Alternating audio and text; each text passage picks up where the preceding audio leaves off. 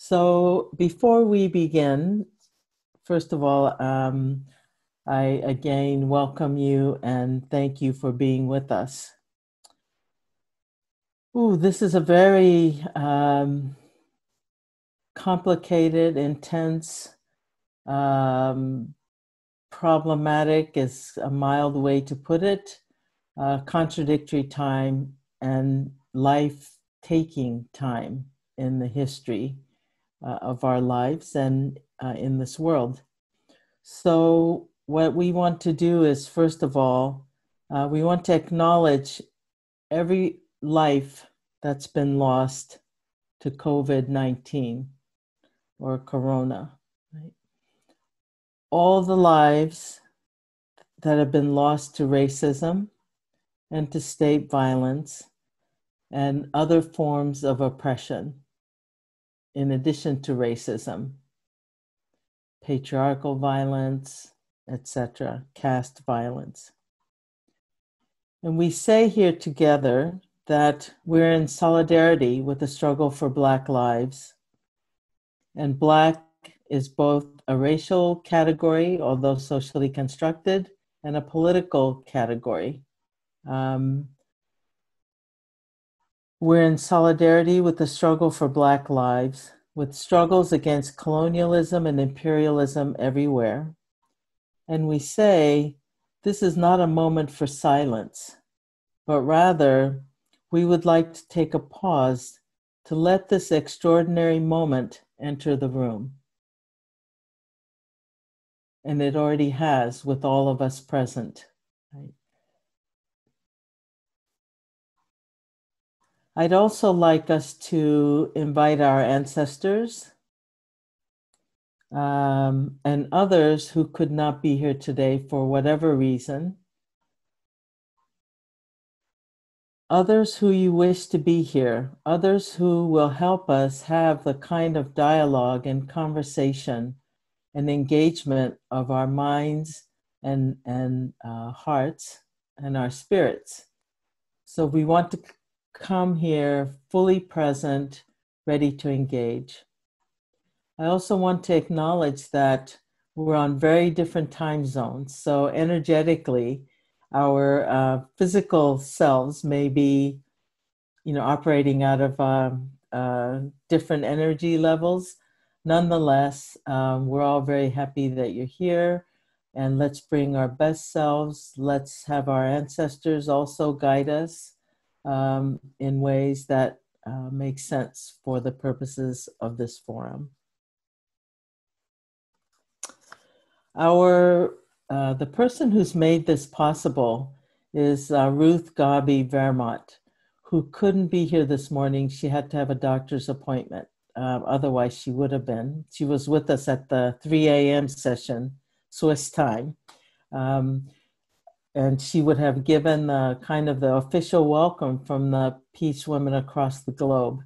So instead, she asked me to do that and basically say that this 6-session feminist track is due to the generosity and forward-thinking planning of Lau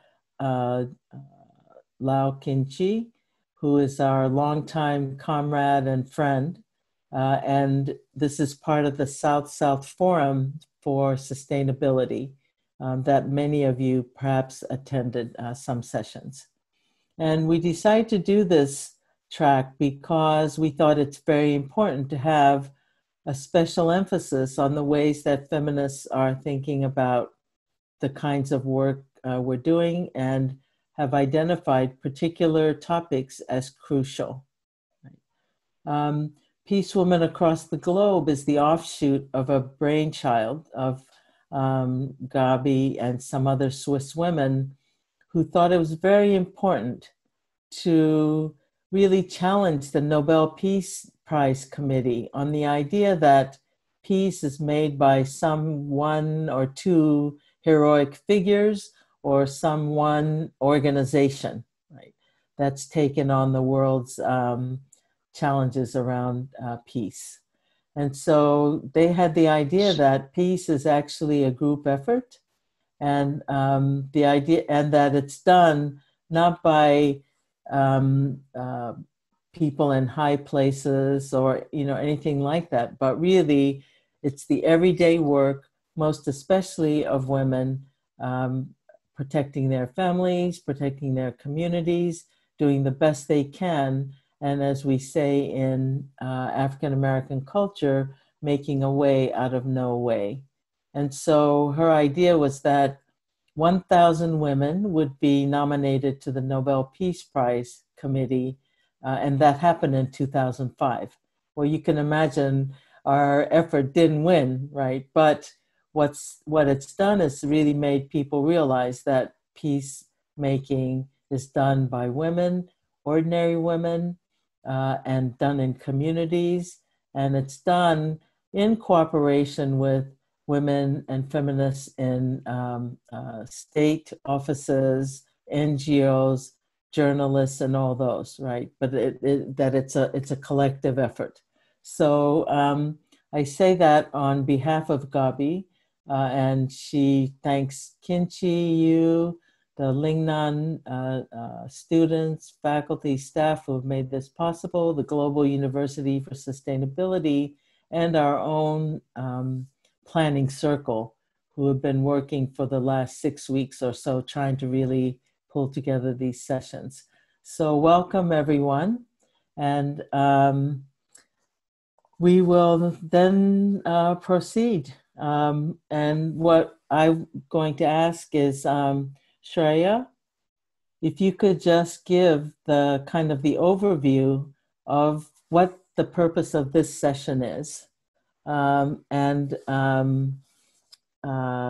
we can go on with the program that we have.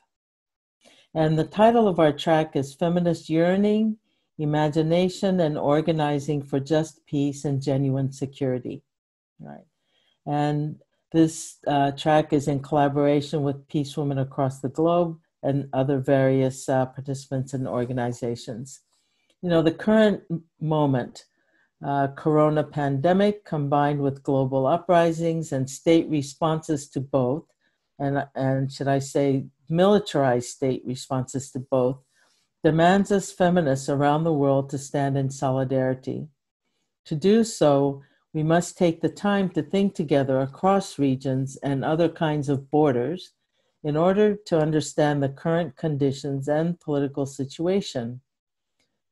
And the various social political categories that shape the experiences of affected people. And they include, of course, gender, and also race and ethnicity and class and caste and indigeneity, sexuality, for example. And we think it's important to have this conversation in much more nuanced ways than sometimes the discourse that we listen to or sometimes we're part of prevents.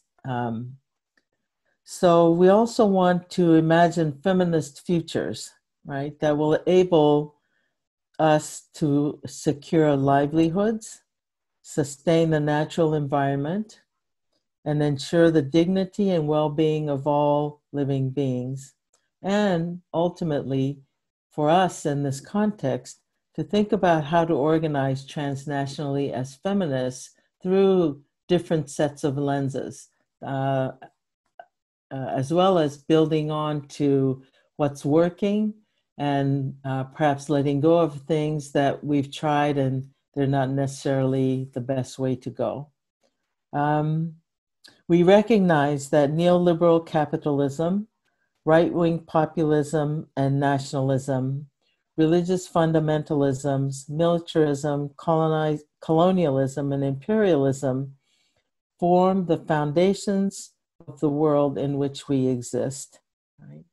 And through these processes, and through and from these processes, region-specific forms of patriarchy and male dominance, anti-Blackness, and other forms of racism, ethnocentrism, class and caste, heterosexist and transphobia, ecological violence, and other life-destroying intertwined forces are made manifest. So our purpose is to really explore all these forces in specific regions and through specific sets of lenses, and also ultimately to imagine a future from feminist perspectives that is genuinely secure and sustainable for all beings on this planet. Now I'd like to turn it over to Shreya. Are you here? Did you make it back in? I think not yet. Not yet, yes. Not yet, okay. So then I'm afraid you'll have to listen to me for just a few more minutes. I will kind of give the overview. Anne-Marie, did you have your hand up?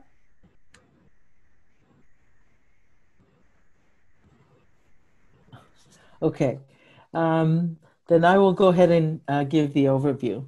So our session now is titled Ecology, Livelihood, Access to Land, and Food Security. We're witnessing three major pandemics simultaneously, triggered by and exacerbated by one another. The first and most obvious is COVID. The second is the hunger and food security pandemic. Please mute yourselves if you're not speaking. Okay. One thing I forgot to mention is that we do have the interpretation capacity. So if you look at the little globe at the bottom of the screen, you can choose your language. Yes, and I think Shreya is back in. Okay, Shreya?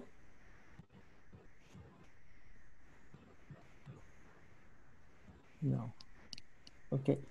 Shreya, I just finished reading the first paragraph of the overview. Do you want me to continue or would you like to jump in?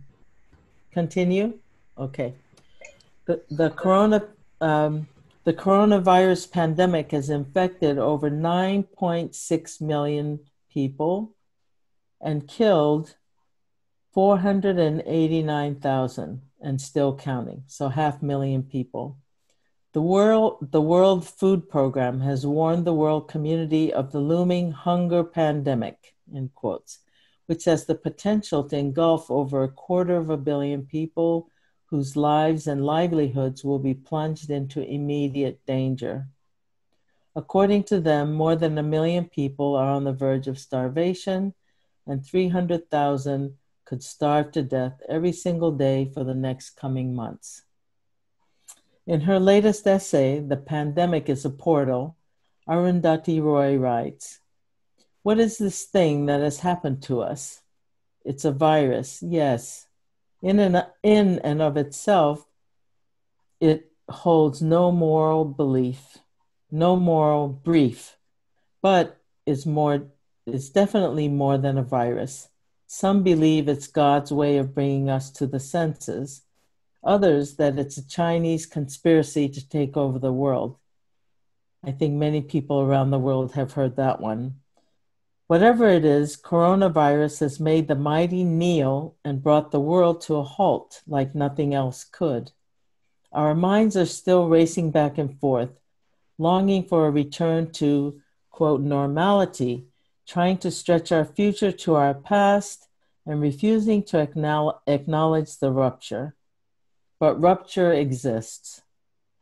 And in the midst of this terrible despair, it offers us a chance to rethink the doomsday machine we've built for ourselves. Nothing could be worse than a return to normality. Historically, pandemics have forced humans to break with the past and imagine their world anew.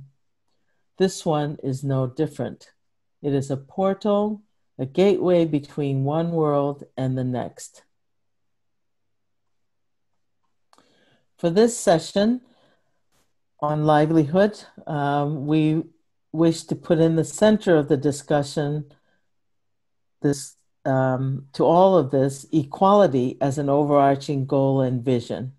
This also means a critical debate of the dominant narratives of sustainability as the driving force of patriarchal power as the mainstream definitions are being used for further marketing and greenwashing behavior in general. The power dynamics in defining sustainability and defining policies, including financial flows, still is overridden by patriarchal extraction economic system rather than the economy of care. Thus, a feminist critique as well as imagination and reconstruction is imperative. Right? There's a need for critical monitoring of digitalization, especially in the field of agricultural production, price policies, trading, access to markets, and so forth, as well as for the impact on the labor market and labor rights. Mainly focus on shifts between informal and formal sectors and the impact on women. So we need to focus much more or mainly on the shifts between the informal and the formal and impact on women.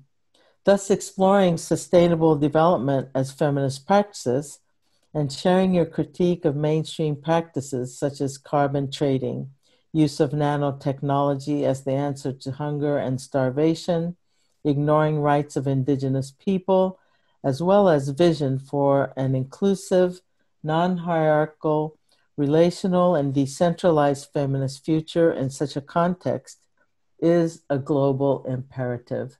That's the new portal into which we must walk.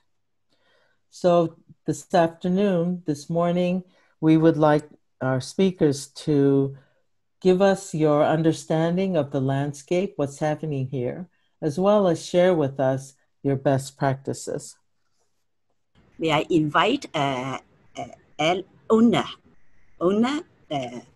please. I will now give a short statement and a question for Vandana Shiva. I have been reading your book, Staying Alive, and listening to your talks on YouTube. You are very inspiring, and I am very pleased to meet you. I have had to learn a lot by myself because of the epidemic, and the conference these last few days have taught me about capitalism, socialism, climate change, ecology, and feminism. As one of the younger generation, I am concerned about climate change and the impact it will have on humans and animals. Up to 150 species of plants and animals go extinct every day. We are facing an existential crisis. In the conference, I have heard about the severity of climate change, but I am still unsure about practical solutions. I see in your book that you use peasant women in India as an example of true sustainability. What would you suggest we could do as urban people? Thank you. Already so inspiring. Actually, I am feeling so happy about the chance to attend this conference, and I want to say thank you to Shreya, because with wonderful young people like you, I feel, I've been doing this work for 50 years. And you look around you and say, oh my God, I'll have to carry on a few more decades. And now, hearing you and seeing the work and listening to the music, I say, wow, they are ready to lead. So first of all, I want to send you a lot of my love and a lot of my gratitude. Yes, the women of the rural areas have been my inspiration, my teachers from the days I joined the Chipko movement. But most importantly, in these years, I started to save seeds. I've always wanted to protect the earth. I've always worked to defend life on earth in its richness of biodiversity. But the women of Chipko and the peasant women have taught me they know so much. And yet we have an hierarchy of knowledge that say peasants don't know, tribals don't know, women don't know.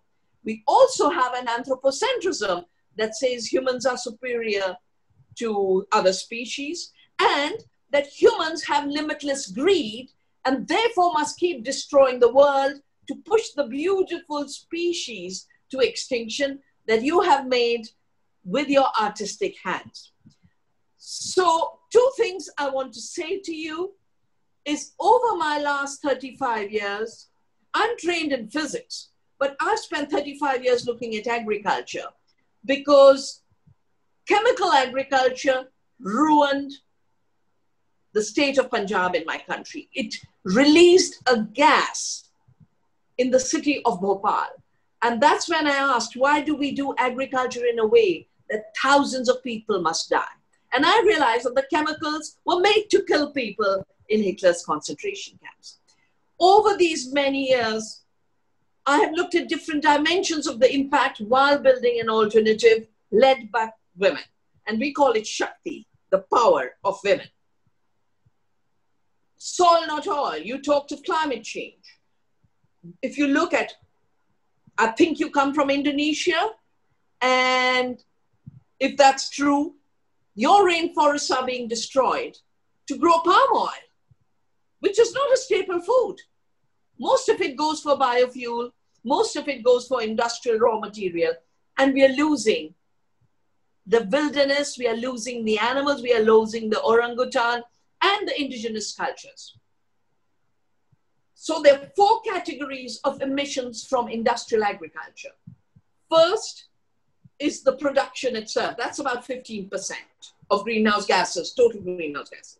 Then 15 to 20 because of what they call land use change, which is destroying the forests. And then another 20 for packaging and making food processed and transported. We could be growing oilseeds. We shouldn't be using palm oil or GMO. And finally, the waste. But the same system that is giving us 50% of greenhouse gases, and this is all in my book, Soil Not Oil, is a system that is invading into our forests. That is where animals' habitat is being disturbed, and 300 new infectious diseases have been created. Not directly from animals to humans, but as a result of the invasion by agribusiness into forest habitat. The same process is giving us climate change, same process is leading to extinction of species, same process is spreading pandemics, same processes are destroying our health. And that's why we need another system of farming, another system of agriculture. And where do we turn? To the women, who in spite of all the commodification and globalization, continue to do agriculture that nourishes people and protects the earth. So my book, Who Really Feeds the World? You said you've read Staying Alive, I'm so impressed. It's all showing that actually women are the main producers of food, and most farmers of the world are women. Most food of the world is produced by women. 80% of the food comes from small farms. So an ecological agriculture, a biodiverse agriculture, small-scale agriculture, agriculture based on care, on love, knowledge of biodiversity, we can produce 2 times the food the planet needs. We in Navdanya, I started a movement, Navdanya, to save seeds into agroecology, and we have worked out that if we conserve biodiversity, we can grow 2 times the world's food. We don't have to emit greenhouse gases. We don't have to invade into forests and create pandemics. But even more importantly, the solutions lie in this. When you do organic farming and you close the cycle, climate change is a rupture of the cycle of nitrogen and carbon. When you bring the carbon back to the soil through organic farming, or you put the nitrogen back from the air into the soil through nitrogen fixing by pulses, the beans, you actually heal the climate cycle. We can address in a decade climate change by growing the kind of food that makes us healthy and makes us face corona kind of epidemics by stronger immunity, because 80 to 90% of the chronic diseases are because of a bad food system.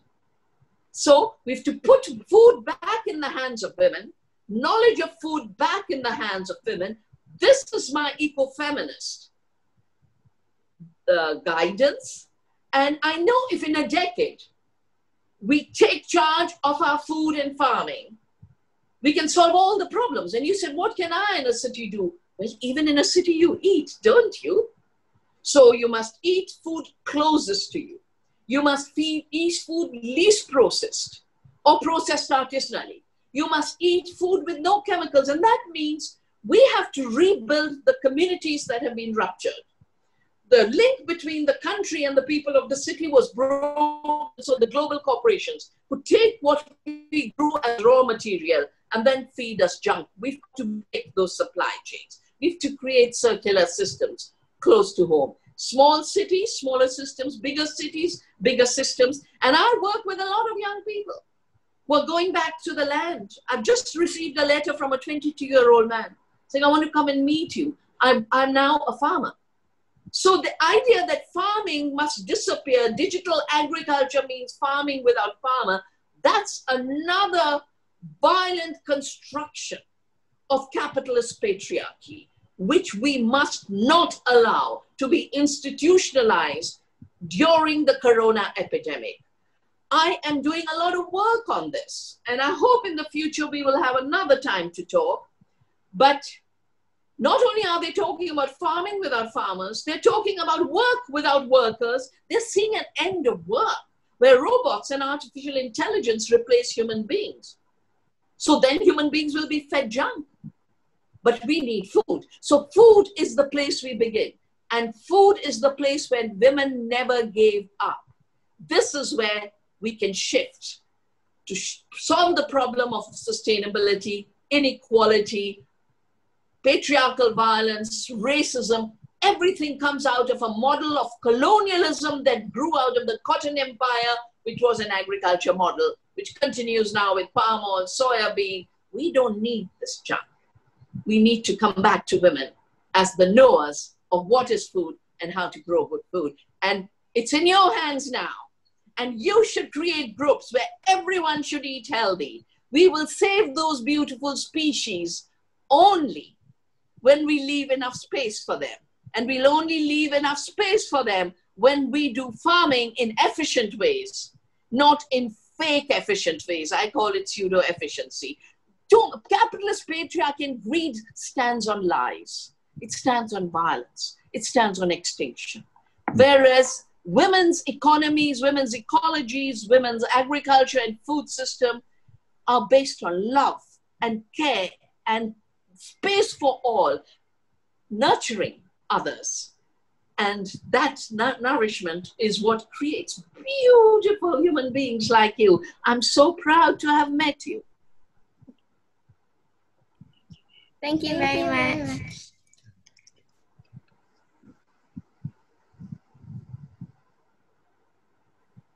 Thank you very much. Thank you. Thank you. An excellent question. Please continue, Vandana. Okay, I thought they came on board because I was not supposed to continue. Okay. Oh, no, they were just the opening. Oh, okay. So let me then come back to the roots of what are, like I mentioned, why do we have racism as a social and political contract?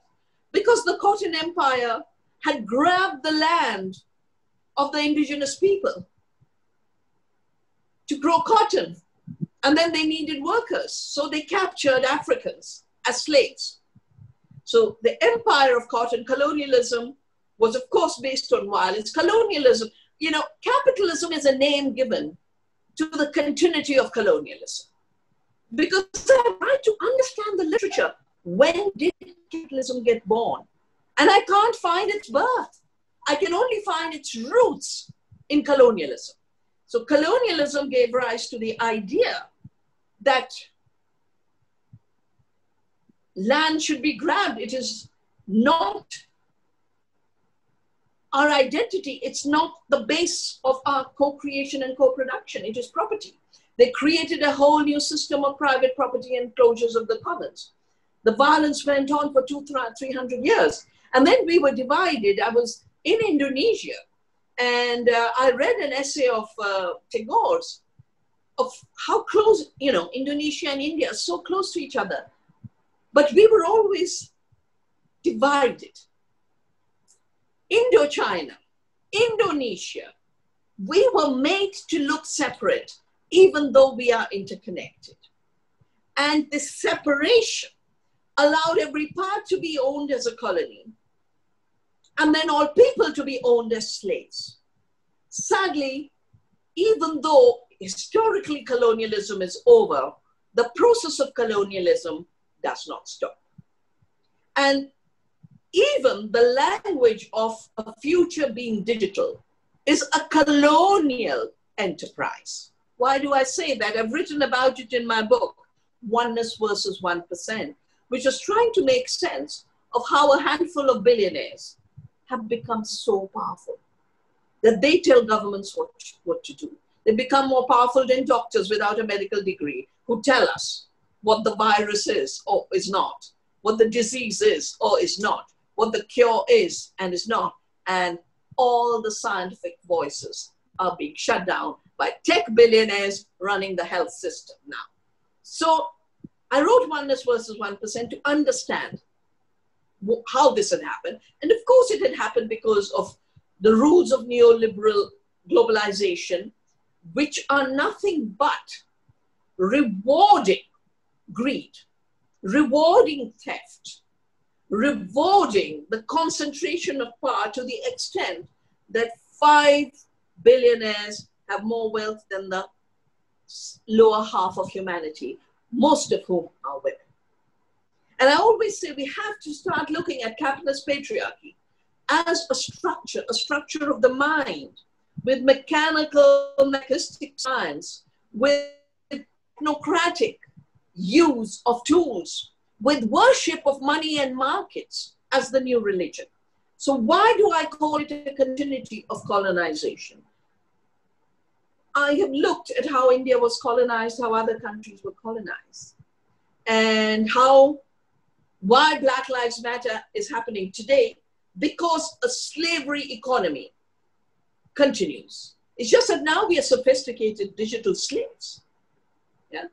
We don't see the chains. When the slaves had to be caught, they had iron chains. The chains now are invisible and digital. And we have to become intelligent enough to understand these chains, the closure. What is a colony? How does a colony get created? Someone who doesn't belong to the land goes and grabs the land. The Aboriginal people are defined into nature. Africans are turned into slave property. Indigenous people are exterminated. All of this means turning other people's resources into property, into colonies, and then extracting from the colony profits as rents. In India, it was called lagan. That system continues. Software shouldn't be a colony. Information shouldn't be a colony. We need to have open source seeds, the work I do in Navdanya. We need open source software. It's the patents on software that led to all of this. I'm doing a new book and I can't believe the new patents. So when you think of Google, you think of Google search. Did you know 5 years ago, Google created a life sciences empire? 5 years ago, women have known about health for millennia. Learned women healers were burnt as witches in Europe because they had a holistic system of healing, a non-violent system of healing. And health had to be, our bodies had to be controlled. And for that, they had to be burnt as witches. And our bodies were defined into nature, just vessels, just reproductive machines. But I want to mention this particular, there are 2 patterns I want to mention, because this is the feminism we'll have, evolved to respond to. So Google creates life science, everything about life, our bodies, our health, 5 years ago. And what in arrogance do they name this company? 5-year-old company, Verily. And when asked, the CEO says, it's because our truth will conquer Mother Nature. And this is the disease. They've been in an attempt to conquer Mother Nature, to conquer women and our bodies, to conquer all the resources of the earth, to conquer our minds. The second patent I want to mention, I've written about it in my Earth Journey. If you go to my blog, my Earth journey, my 5 decades of journey. I would love the young ones to read it. Everything from the beginning in Chipko to my work with seeds and fighting biopiracy. And this new patent called WO666. And it's an interesting patent granted in the middle of the pandemic, where we become users. We are not autonomous human beings. We are users of machines, which through their artificial intelligence and algorithm assess our value and allocate it through cryptocurrency. And against this, they'll grab our land, they'll grab our resources, they'll decide who's fit and who's unfit. They will create a new level of digital genocide.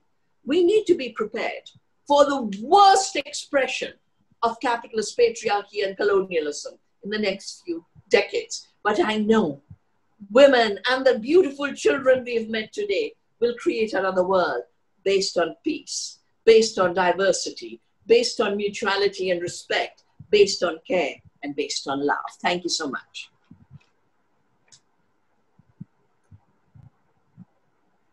Thank you so much, Vandana. That was brilliant, as always. And for those of you who've not met Vandana, I'll just give you the official biography here. Vandana is an Indian scholar, environmental activist, food sovereignty advocate, and anti-globalization author. She's currently based in Delhi and has authored more than 20 books, and it sounds like another one is coming down the road a bit. So you can see from her, you can hear from her talk that she actually has done all these things that are part of her biography, right, and more. So thank you so much.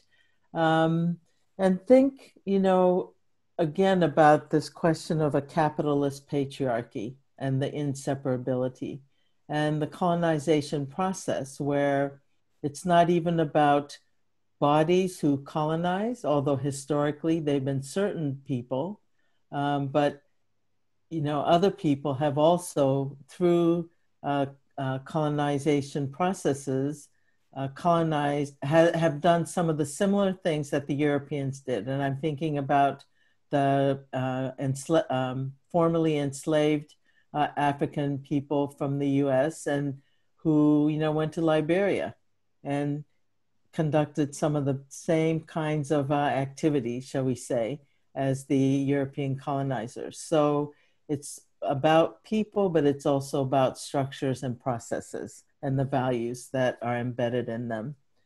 Our next speaker will be Yoon Jin Lee. She initiated the formation of Green Han River, an environmental protection organization, in 2002 with virtually no resources whatsoever. As a result, the water quality of the Han River, which is the source of China's South-North Water Transfer Project, has been improved. People who know me understand that it is because I care, while those who do not know me wonder what I'm after, John Lee says. Welcome to our session, and please share with us your experiences and your vision. Today, I want to give you a talk about the Hanjiang River running, our pure heart singing. My name is Jian Li. I'm from Xiangyang City, Hubei Province, China. Our city located in the middle stream of the Han River. Generations of us are nurtured by the river. The amount and quality of the water is essential to our industrial and agricultural production. So the Han River is our mother river. Because of the development of industry in recent decades, the pollution of pesticides and fertilizers in the rural areas, the water quality of the Han River has been affected. So in 2000 March, I started the journey of protecting the Han River without turning back. So in 2002, I initiated the establishment in Xiangyang City, the Environmental Protection Association. It was successfully registered. It's the first environmental NGO in the province and the only environmental NGO in the river watershed in that time. The other name of the association is Green Hanjiang. So it's our hope that it will stay green and clear forever. So three of our target, one is research, the other is education, and the third is advocacy. First of all, it's our research. We enter the pollution sources and it's continue to do investigation. In the past 20 years, I have organized and personally participated in more than 1,000 surveys. The distance of our investigative trip has amounted to more than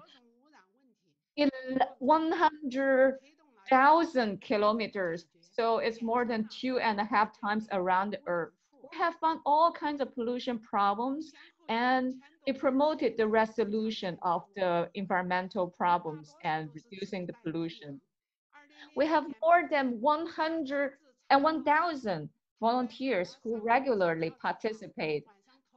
When we did the trip, usually we bring our dry food. So in 2006, in order to find out a secret discharge, so we slept in tents in the evening, and the weather was so hot. So the next morning in 5 a.m., we found our bed sheets full of water, fully sweat. So in the cross-regional non-governmental organization promotion, we have achieved the first case. We went to the upstream of our Hanjiang River, and through the interaction and promotion and also gaming with the local community and government, we now have co-governance and investigation mechanics, and it is a paradigm, a model for the whole China. So we realize that our education is very important because we cannot rely on only the NGO or the government. So we have to mobilize the masses to join us into our work. So in the past 2 decades, we have organized more than 1,037 programs and projects and events, and it has been given to 500,000 of Xiangyang citizens. We also organize our trainings for free. We have done 40 times, and then more than 1,000 schools and organizations and different companies and volunteers have joined. We have different approaches. For example, when I talk to the party and government official, I would say that you must not only strive for your political performance and sacrifice the ecological environment. Otherwise, when the party is being accountable, then you will also lose your job. And for entrepreneurs and for the corporate, we would say that if you develop the economy, you make money. But if you sacrifice the environment, then you leave nothing for your grandchildren. So your grandchildren will curse you and you will not be able to rest in peace. And for our communities and citizens, we'll say that we cannot eat up what's left by the ancestor and leave nothing to our descendants. We must be grateful to our mother river, take action, protect, and if we find any problems, any pollution, then we need to report proactively. When we do the education to the students, then we will do some doctorings and some poetries. For example, Clear Han River, Long Han River. We have pandas and elephants living on this river. We need to protect our mother river, and then we will have our well-being and happy life forever. So you see that I'm sitting on 2 chairs and leading them to sing, and they will call me like Granny Protection Environment.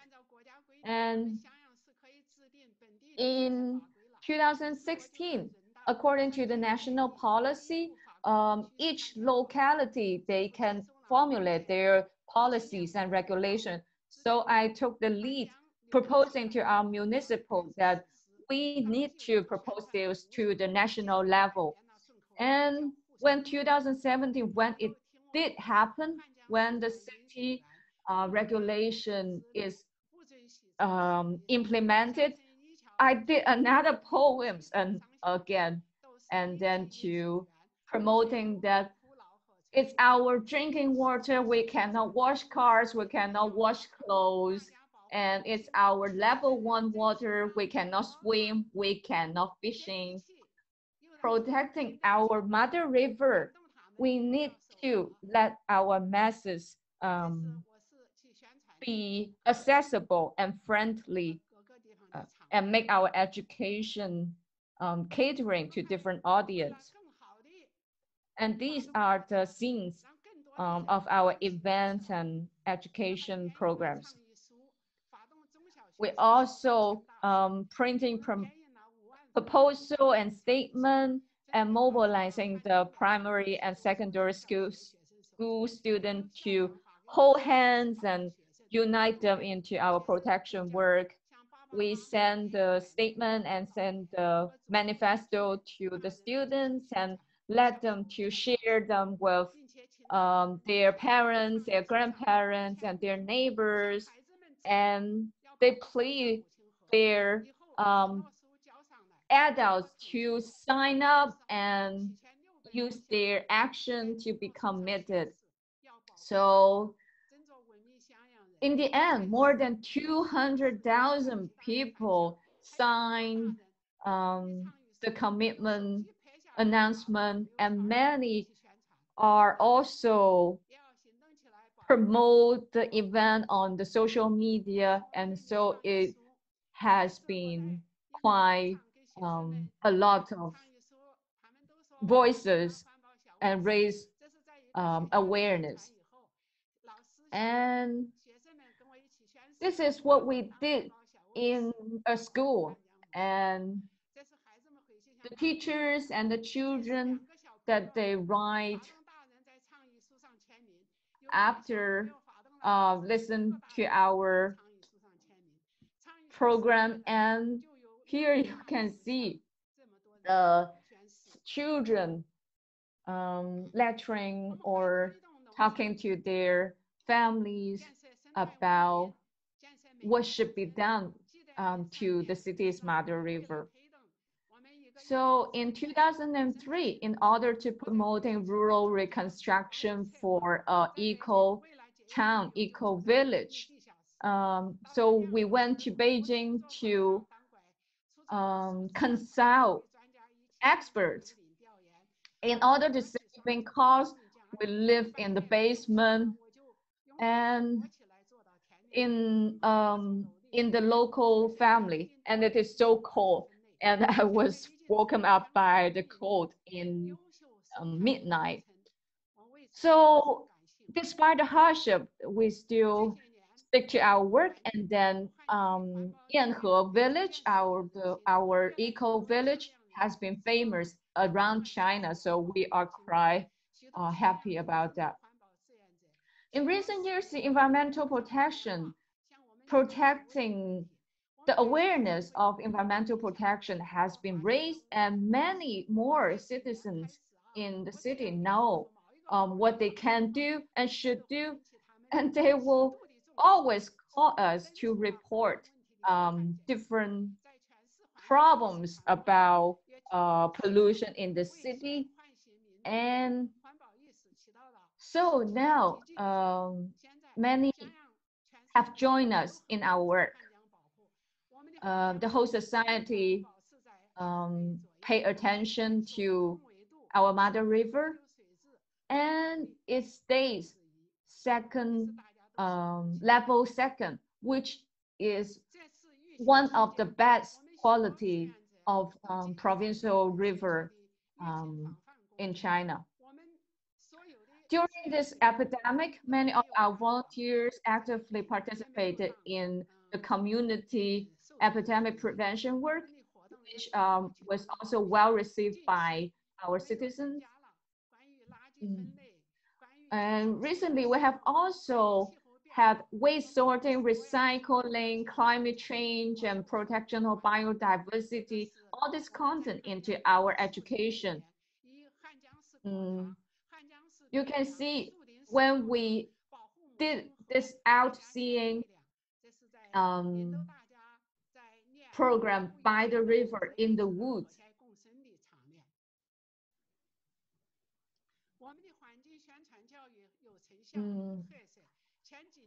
So our education of environmental protection has been quite original and well designed. So it has won awards from, for example, like Ford Education Award and Central Mother River Protection Report, etc. There have been 21 years of my journey of environmental protection. I work about 270 to 300 days a year. I'm already 76 years old, but I have all kinds of illness. Even though I could not leave mountains of fortune to my grandchildren, but I leave the green river and the green mountains to my children. So I have no regret. In 2017, I was again hired as a river chief of the civil society. I still have to work. I have to keep rolling, and my life will be endless this way. We have only one earth, we have one life, and nature and human beings are interdependent. We need to go hand in hand to protect our only planet. When we go greener, the world goes better. So I welcome all of you. I want to invite all of you to join my hands to do this work together. Thank you. Thank you very much. Thank you very much for that very inspiring description of your work. Let's everybody give a hand to both our first two speakers. Thank you so much. We will next hear from our sister from Kenya. Her name is Tekla Namachanja Wanjala. I hope I did justice to your name. Tekla is a peace builder, human rights activist, and trauma healing specialist. Ooh, we need that skill more than ever right now, don't we? Nominee for the 1,000 Women for the Nobel Peace Prize, and a former vice and acting chairperson of Kenya's Truth, Justice, and Reconciliation Commission. She has traveled extensively across the world to offer courses, trainings, and presentations on matters related to peace, conflict, transitional justice, and social trauma healing. Welcome to our session. Thank you very much. Thank you so much, my sister. First, I would like to thank you for enabling me to be a part of this forum, a very important forum, especially during these challenging moments for most of us due to the COVID-19. For us on this part of the world, especially Kenya, the year 2019 and 2020, the 2 years have been particularly traumatizing for most of us, not just in Kenya, but on the continent of Africa. Most of the regions, especially in the Horn of Africa and East Africa, have experienced floods and desert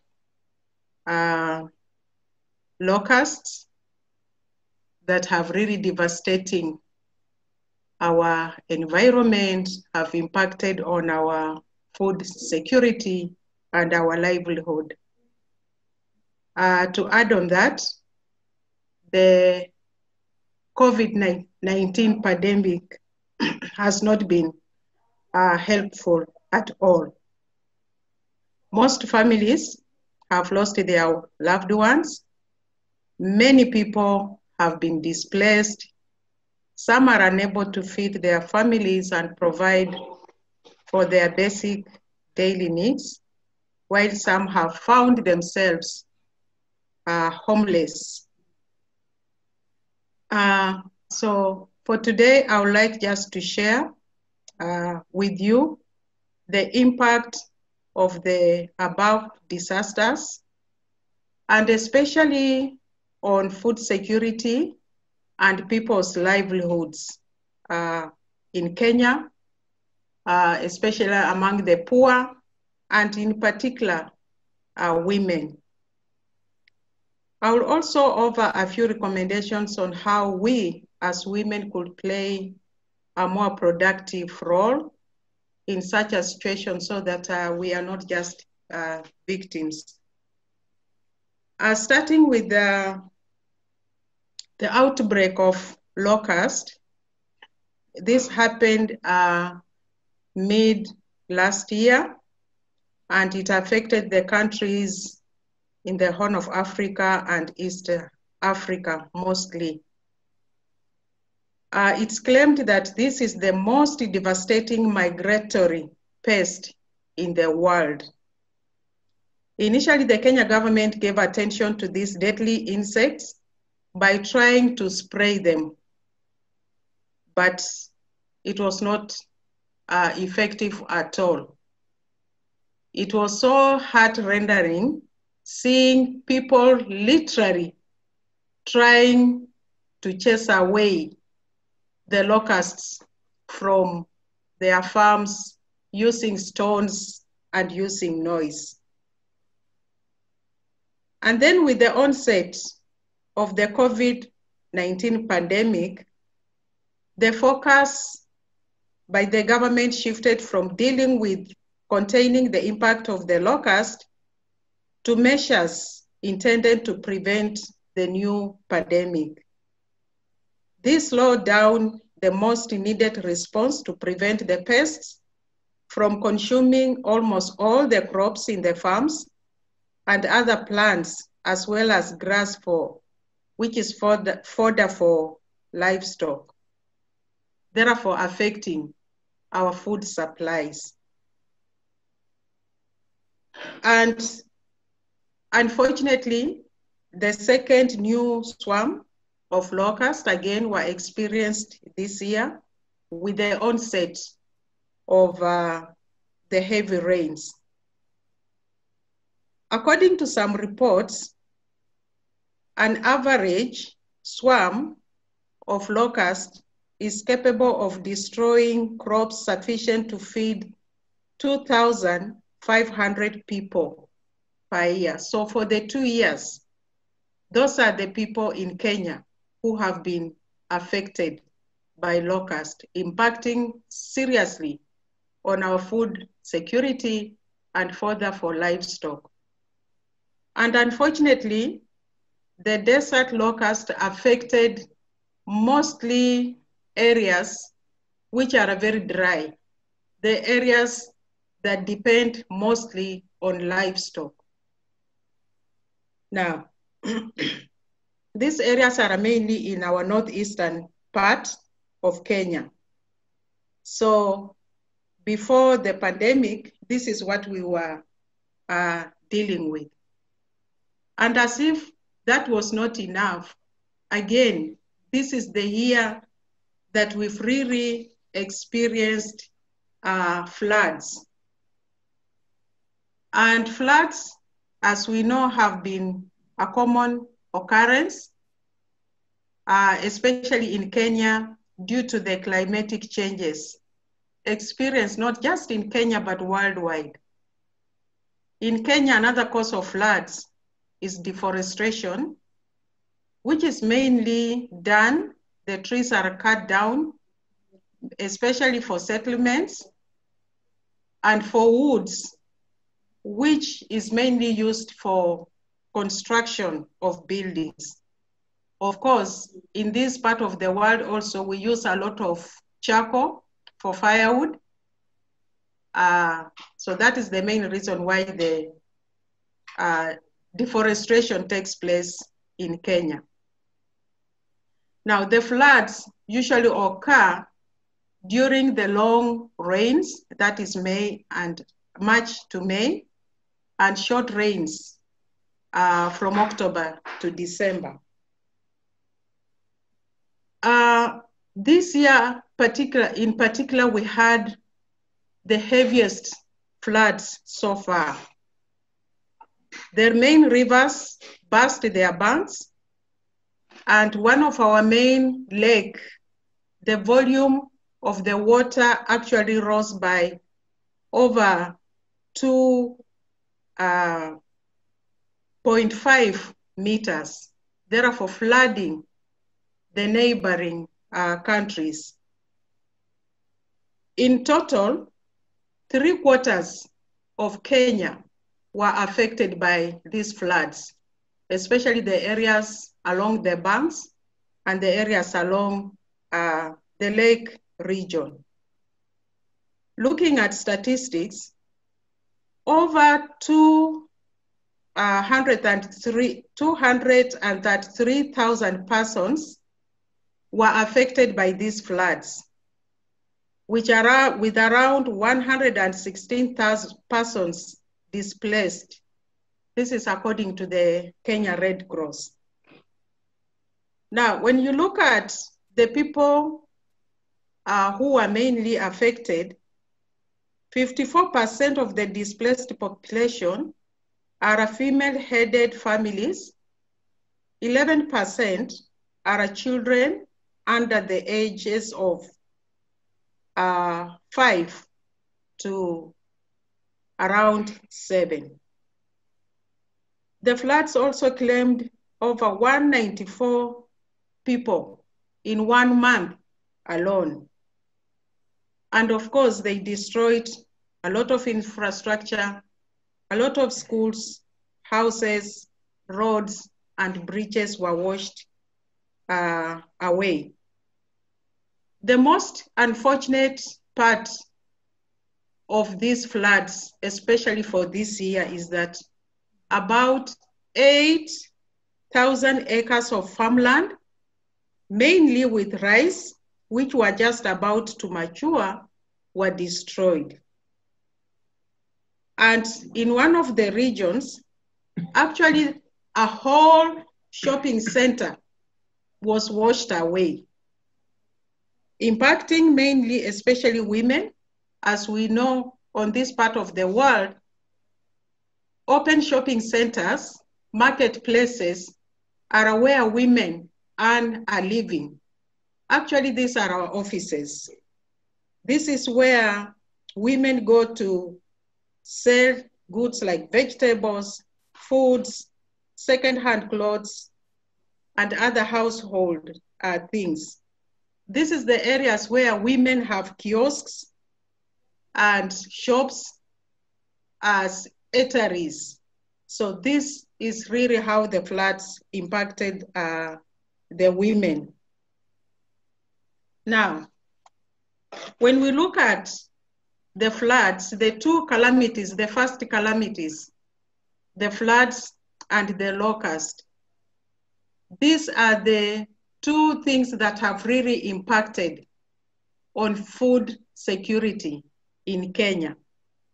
Because when we look at the drivers of hunger in Kenya, first we have a drought, and second, we have floods. And we've experienced the two, plus the desert locust. And of course, the COVID-19. Now, if I may just analyze, especially the two, both droughts and floods caused massive crop failure this year, and they also killed a number of livestock. They dried up farmlands, and especially in poor communities that have no other means of survival. Now, when we talk about food security in Kenya, there are also other drivers apart from floods, locusts, and drought. And one of them is inaccessibility. Food security in Kenya, at times, it's not that it's not there, but it's there, but it's inaccessible.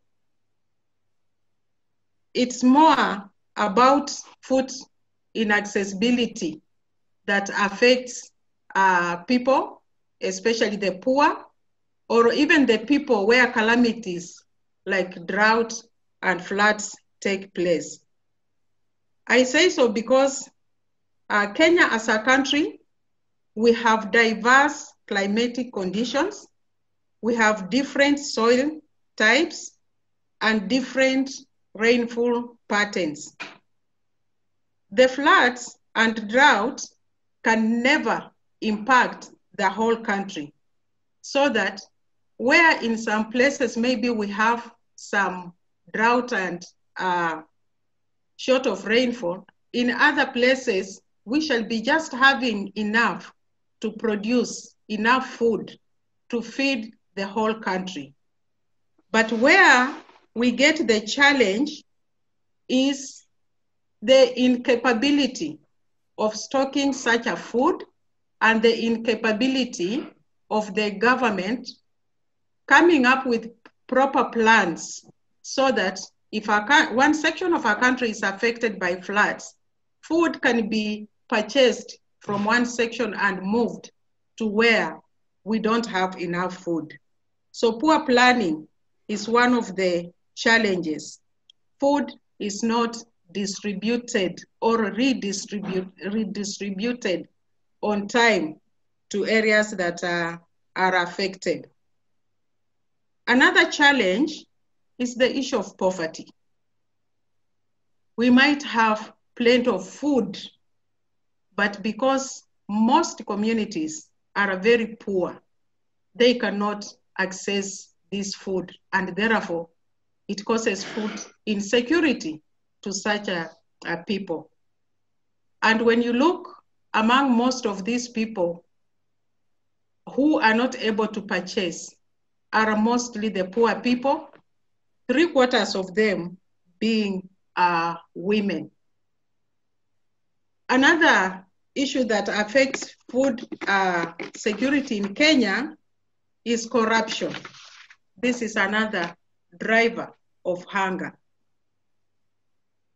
And it's being done, of course, by the government officials who usually use such a calamities to import food from outside the country, benefiting themselves more in such situations. And when they import food from outside, at times it's not because the country does not have enough food, but the country will have enough food, but officials import so that they can gain more from such a business. And the most unfortunate thing is that they import food cheaply from the regions where such a farming is subsidized at the expense of farmers in Kenya who will have produced such a food costly, but they go without benefit from it. So this is what I would like to share concerning the food insecurity. And then the whole has been compounded by the COVID-19 virus. And where the COVID-19 virus comes in is because of the restrictions of movements.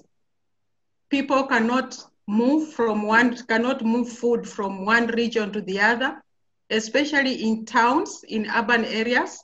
We depend a lot from farmers bringing in food from rural areas. With the restriction of the COVID-19, this did not happen. The markets were also closed. And also, again, poverty, many people lost their lives, their livelihood, because either they lost completely their employment opportunities or their salaries were cut by a half. And again, when you look at it, the most people who are affected are women. And I would like just to share now, as I finish, how women are the most affected in such situations.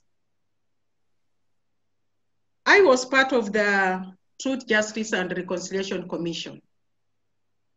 And for the first time during this commission, we had a section mainly for women. And we looked at how women are impacted in such situations, especially in the socio-economic situation.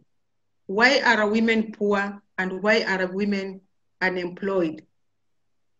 What we brought up from this report is that whereas women constitute the majority of the population in Kenya, they also constitute the majority of the poor.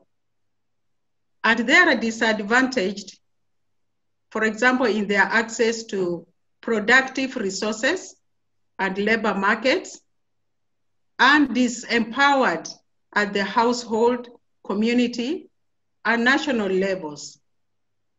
They face obstacles in business.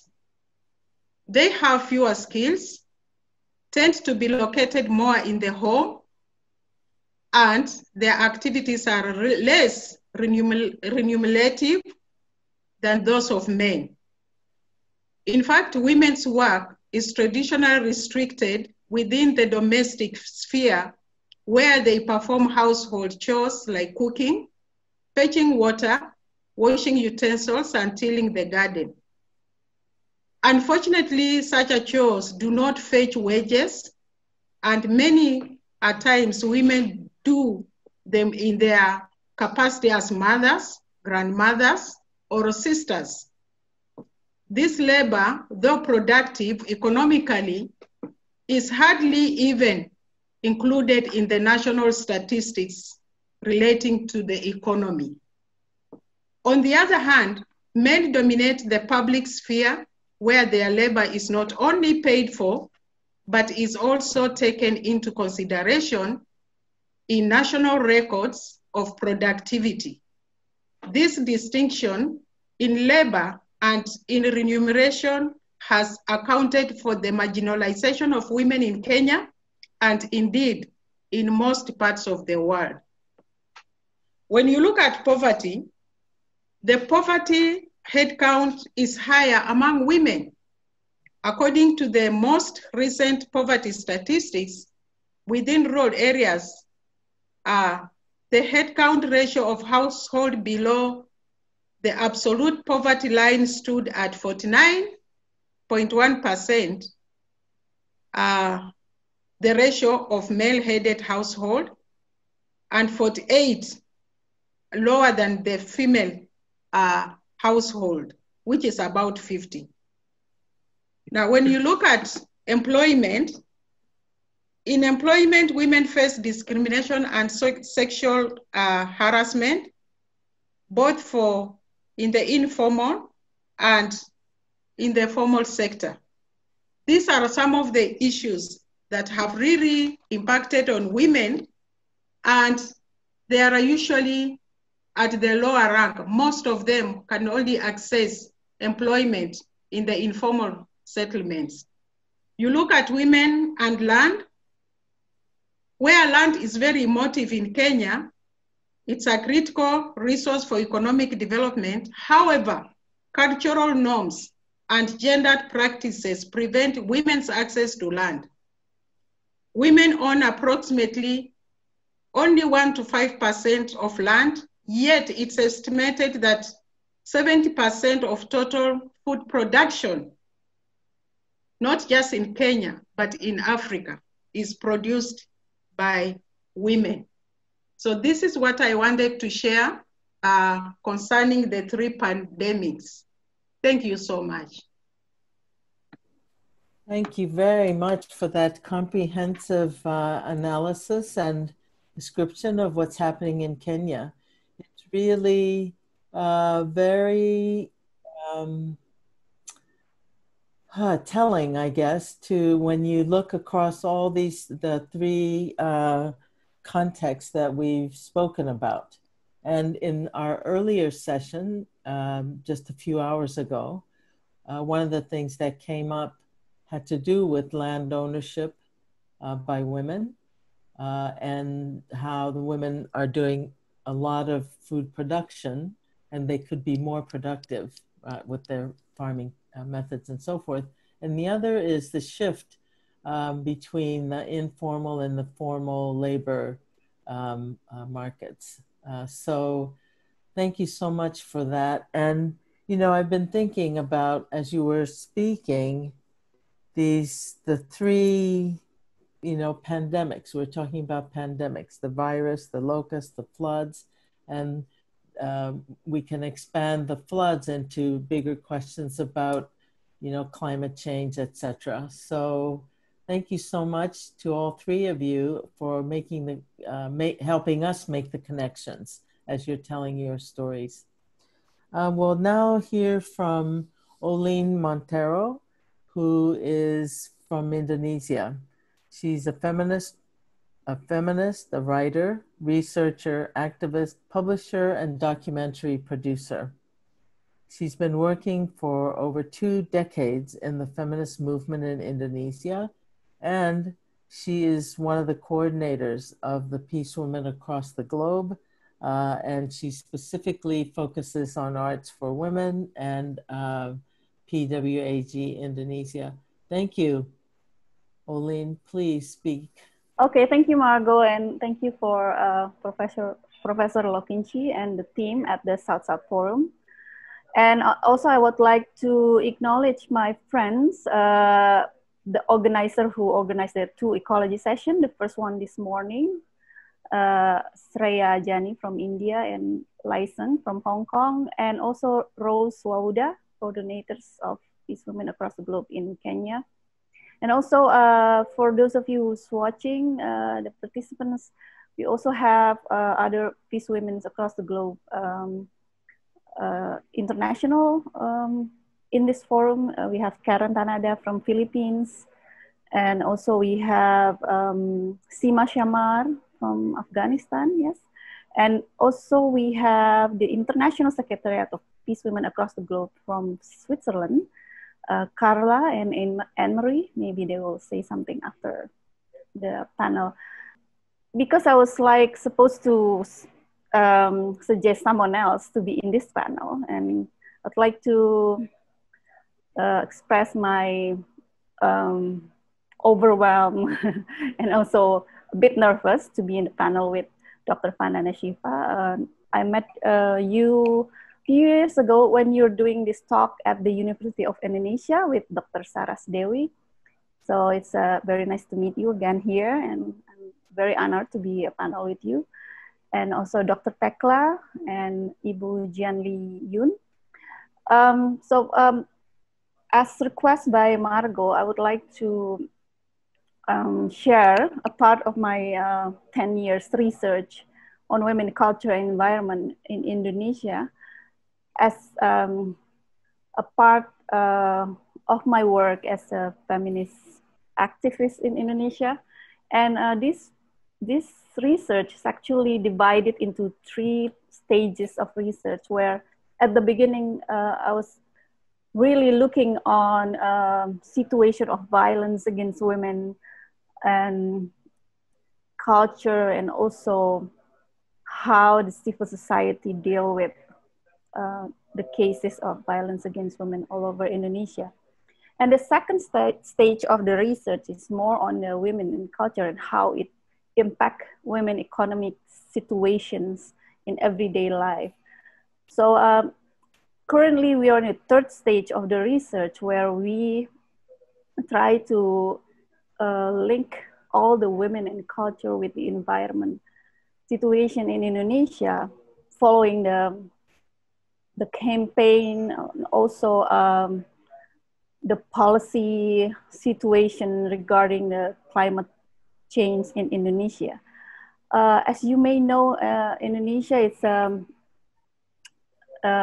in the area where we have the most destruction of our forests the past 12 years, perhaps, yeah. In one of the research of UNEP shared that about 300 football fields are destroyed every hour to make way of palm oil plantation in Southeast Asia.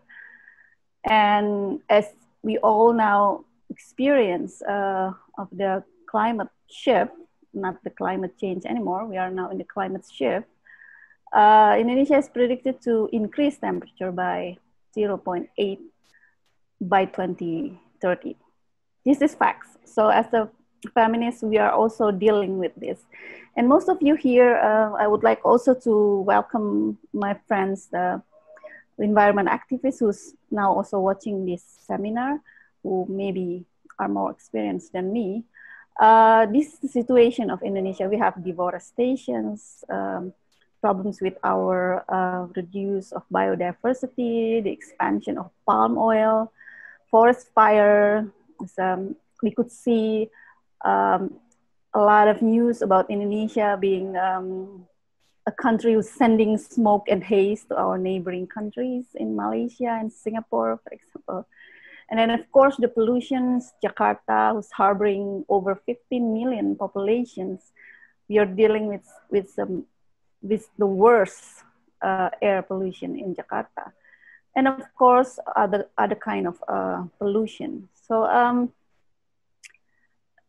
this is one of the picture from the Greenpeace Indonesia campaign, where we see children playing at schools among the smoke and haze, which is very devastating. And also, I think we all know that this situation is actually also worsened by the policy that is made by our government, that is much more pro to the industry, to people who benefited by destroying our forests, destroying our land, and changing it into palm oil. So in the past 10 years of the research, and also a lot of work that I've been doing with the indigenous groups and also with the women organizations in Eastern Indonesia, where a lot of problems that we see is underrepresentation of women in the policy making. But the problem is, if you're seeing the history, women is actually key to indigenous people and environmental rituals, which is now changes. And also we also understand that culture is now more transforming into more social and political context, where the patriarch industry and capitalism reduce women's roles within the environment and culture. So we see that it needs to be reevaluated and readdressed in a more just way.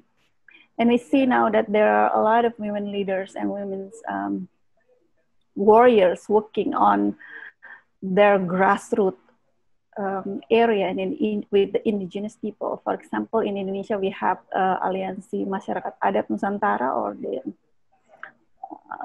Indigenous People Alliance, who work for the past 2 decades to address how the government should include indigenous people in the process of development. And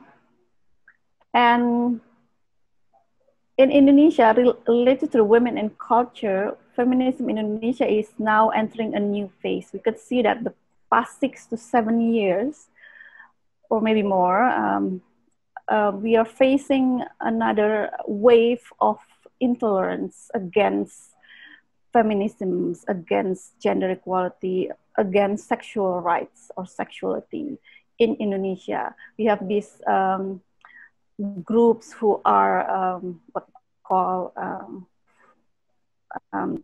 Islamic groups or people with an Islamic perspective that are against the value of feminism or gender equality.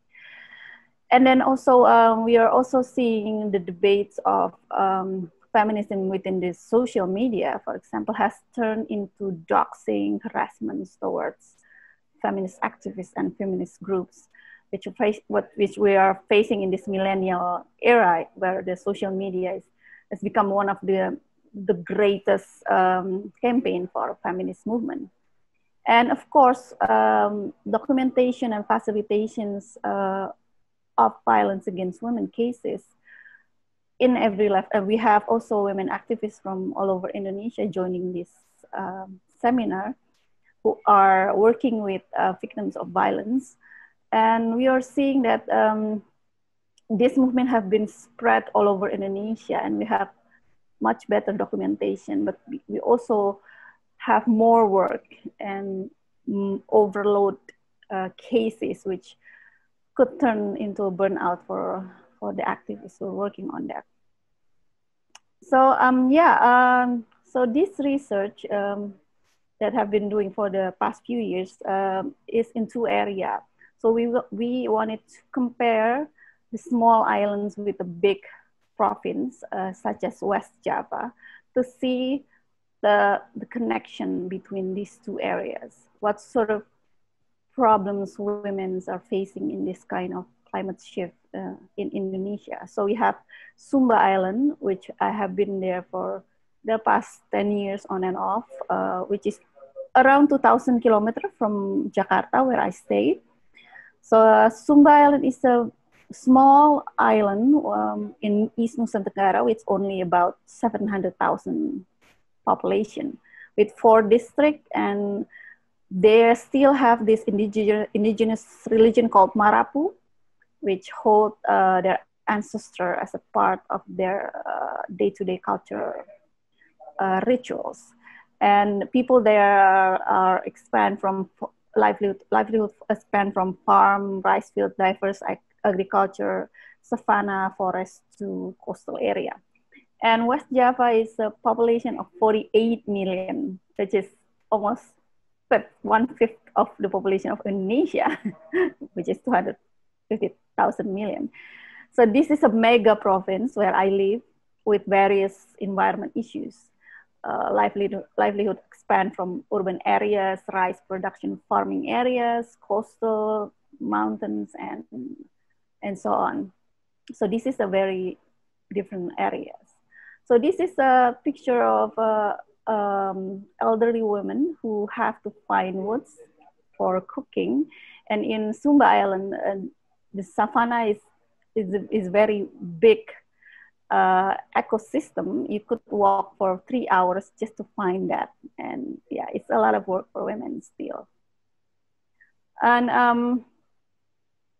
in the research, we want to address these questions. How are women's situation, of course, and then does cultural preservation go along with gender equality, and then what changes within the culture, and then how does environment degradation in that area affected women's life, and then what does resilience means in terms of economy and livelihood? What work are being done now? So this is not yet finished. So because we are in the pandemic situation, our research has been expanded. So we have to add new questions to the research, and also make sure that we also see much more wider perspective because of the crisis. So in general, these are some of the findings in both areas. That, of course, we know that there are a lot of problems with participation in policy making, and there are still problems with higher education for girls and women. There are still problems of information, of situation, of political situation, policy making, law, environment situation. I would like to also continue what Dr. Tekla just said before my presentation.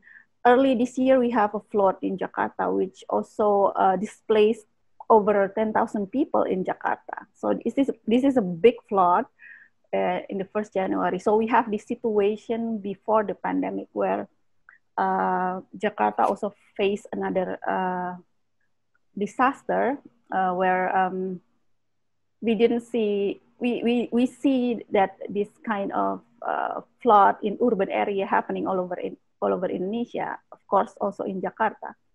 But apparently the management are still lacking. So it's still happening again in Jakarta.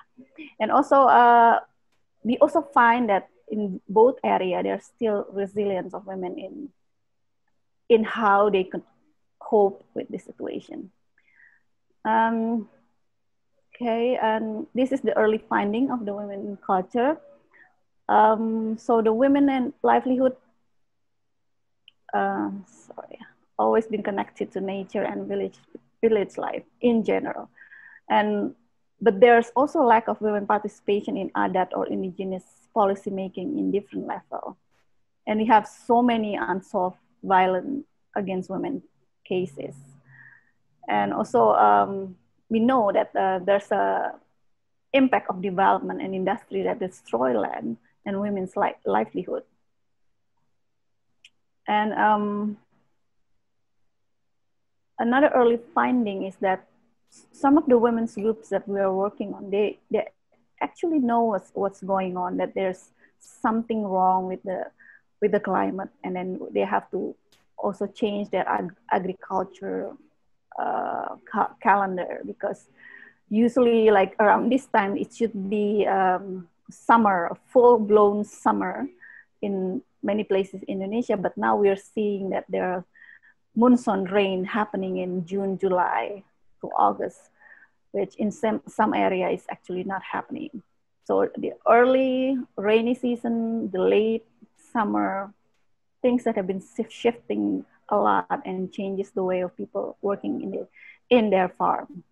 And also women have been preserving land and nurturing their villages. For example, in West Java, we have many local neighborhood of women working together with communal gardening.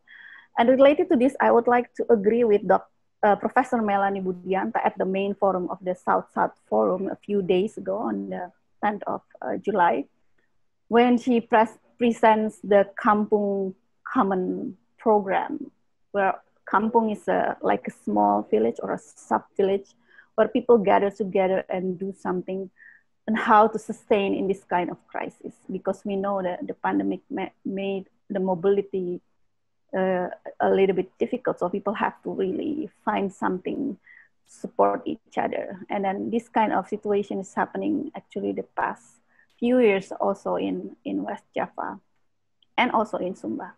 So, but problem specific to West Java is health, because we have the pollution situation where it affected women's life and then reproductive health, and also affected children with a lot of sickness. And other findings related to women's lives have been altered to not just surviving their own household, but how to support a village need or neighborhood needs with a slow kind of, I call it a gentle walk, where we have to plan ourselves and survive ourselves, especially in terms of drought in the area like in Sumba, for example. So the concept of gentle way of living, communal garden, and a common area of villages increased within the past 5 years. Apart from that, women's also voicing about health and also violence in terms of public discussion is increasing because the help of social media. So yeah.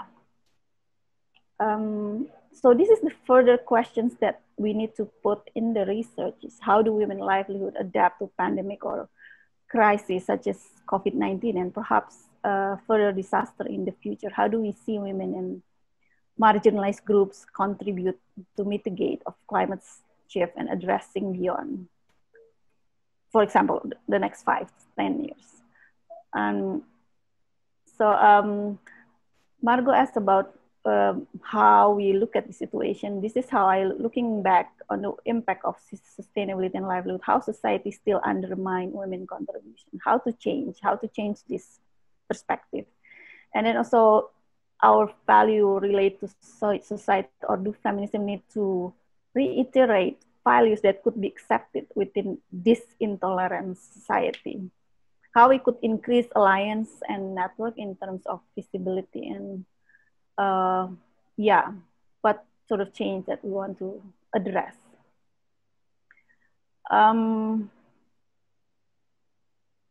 So this is some of the suggestions that we have in the research, that when we talk with women leaders all over Indonesia. So we need to do like a participatory research and policy making processes that include women and indigenous and marginalized groups. And we also need to have a political will and commitment to see with human rights and gender equality in state program development, which is really need to be pushed more. And beyond this qualitative representation and infrastructure that the government is doing, how this could benefit for people. And so, yeah.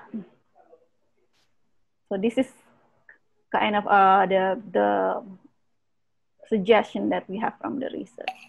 So this is the initiatives that have been happening all over Indonesia. We have community or neighborhood grassroots sustainability forum, and then we have women alliances within issues, environment, food security, livelihood, sexuality, violence against women.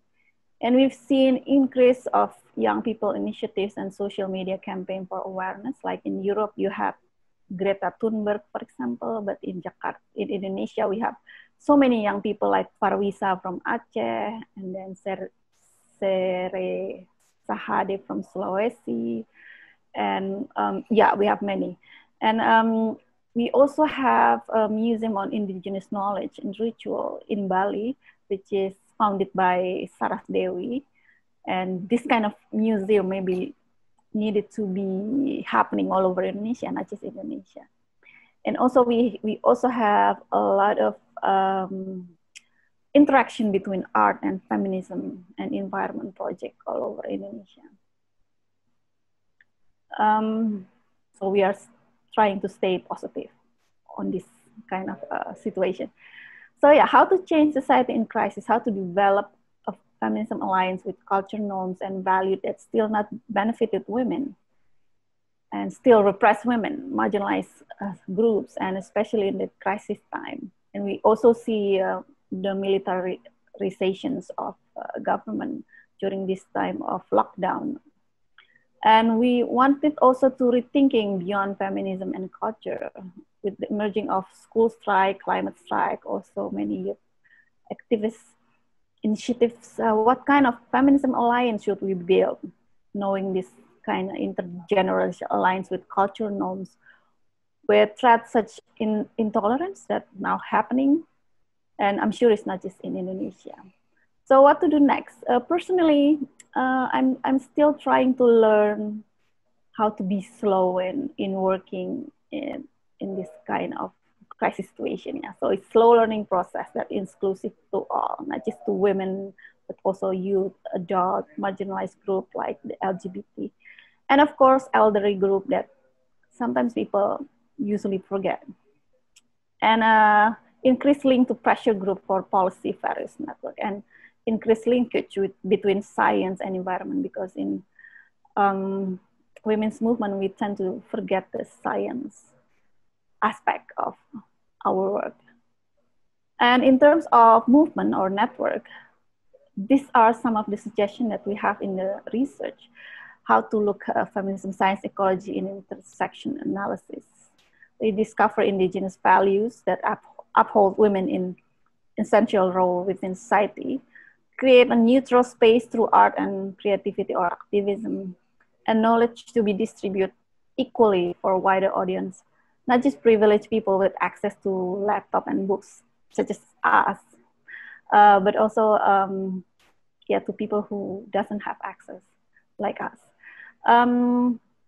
Before I end, I would like to share you 1 minute trailer of a documentary film that I did in Sumba Island.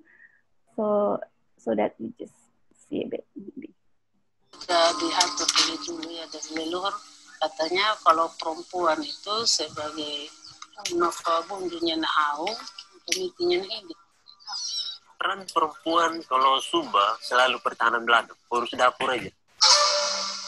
Pendapat umum kita orang Sumba tidak dibelis itu berarti tidak dihargai.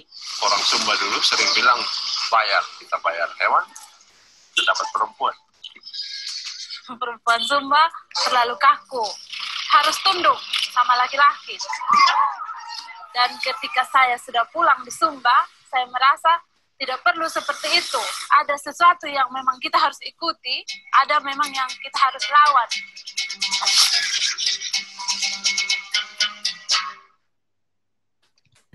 Okay, back to you, Margot. Okay, thank you very much. Let's give everybody express our gratitude to all of our speakers and the children who were here with us before. What I'd like you all to do right now is, I know there's some questions in the question Q&A section, but I'd like you to kind of really think about what you heard each of our speakers telling us about this moment, right? And now turn your attention to yourself, right? What are you understanding about this moment? And by you, I mean everybody else except the people who spoke. And what is this moment telling you about the forces, right? About the forces that are trying to control our lives, or things that are out of our control. So, what are your reactions? And instead of speaking about them right now, I'd like you to just, write in the chat box or in your own notebook or your laptop, whatever you are operating on. After hearing these presentations and witnessing what you're witnessing in your own lives, what is this moment telling you about what we should hold on to, about what we should let go of, right? And how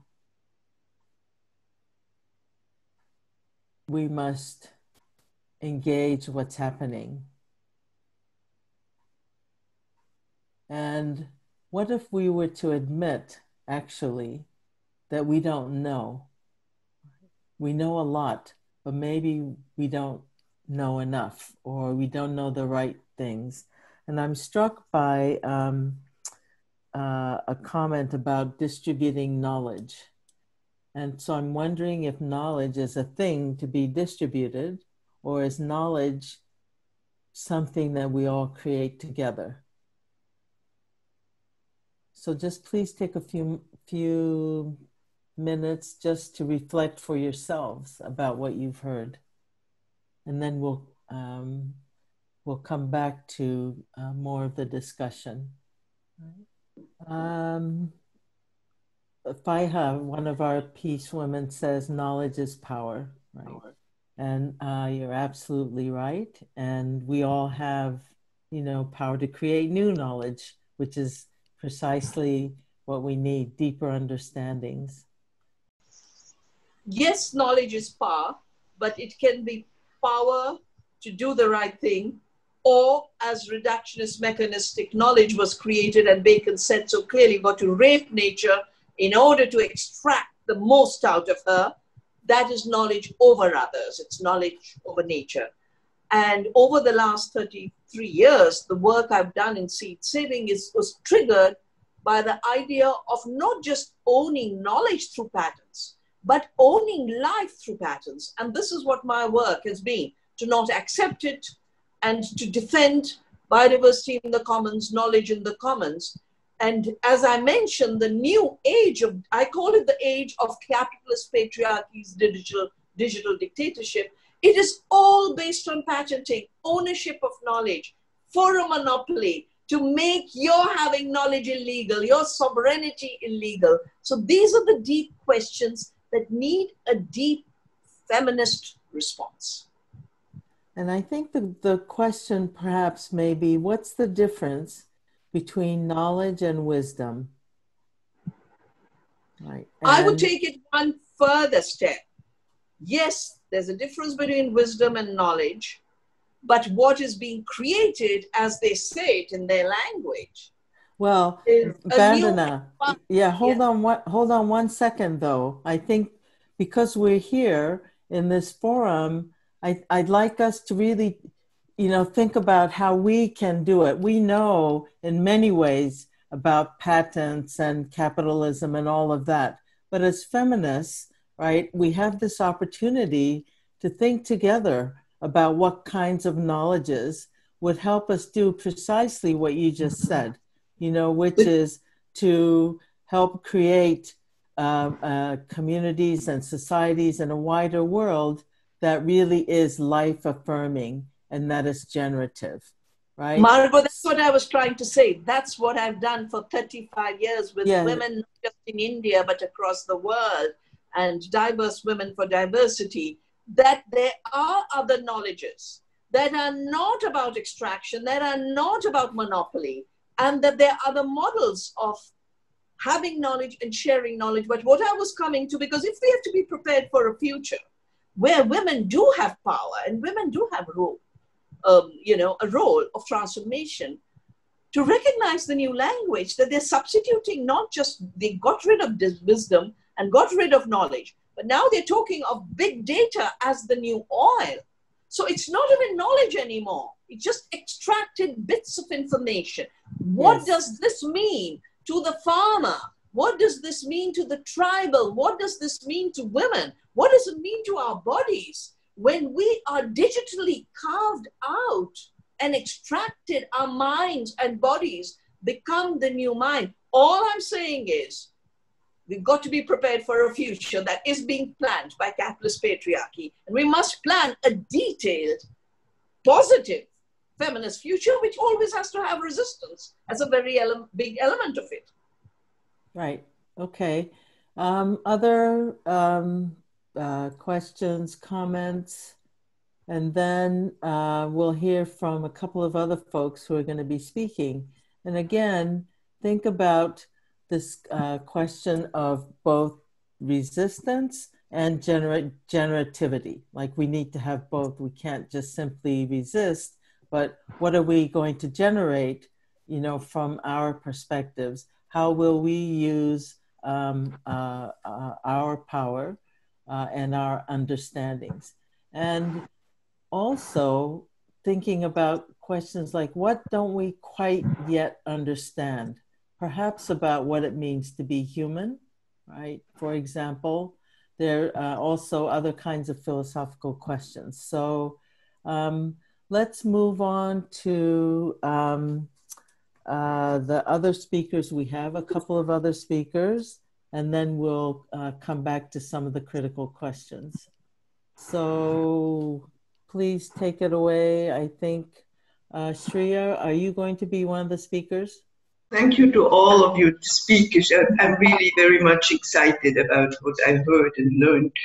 And I just wanted to take up some issues which were underlined by Dekla. I remember an example from women in Tanzania with a very minimal wage, working on a big agricultural farm, picking sunflower seeds. These sunflower seeds were then commodified and sent to Europe, and we had a very healthy organic oil.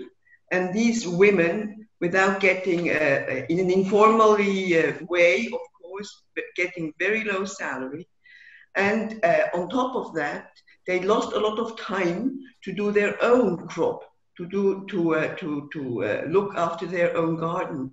So the children were kind of forced to enter themselves the informal market to get some money. And at the end of the day, the money they kept for this work, this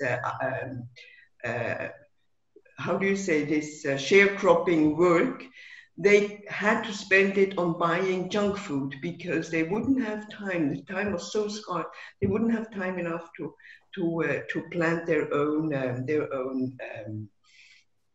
crops. So what I think the feminist perspective has also to analyze economies in a more global way. What happens to these seeds?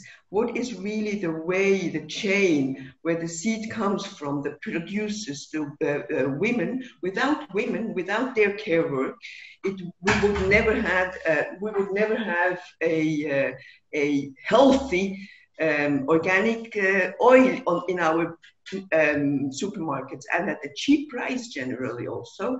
So what we have to look at, and I think that's really a very important task for us, to observe and analyze value chains, who makes profit and whose work is counting, how much, what's the price and the value of the work of Tanzanian seed pickers.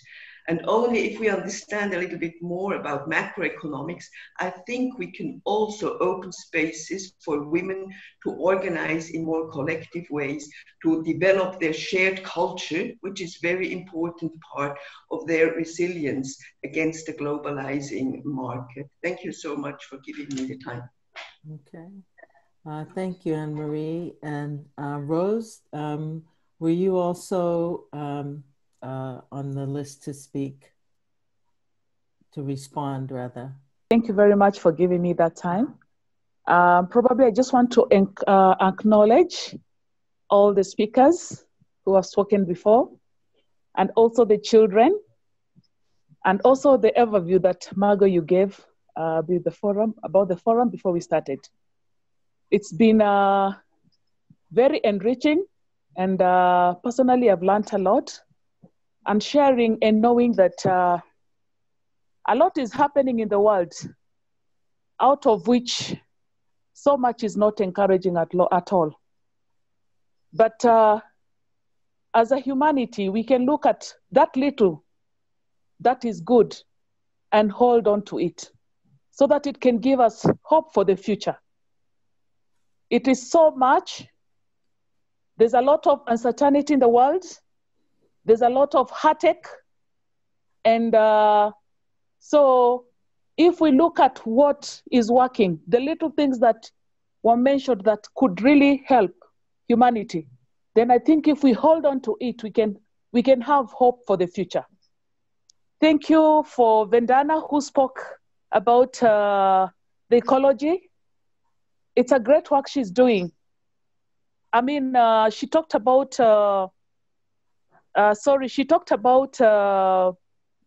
racism, which really is something that is really hurting the whole world right now.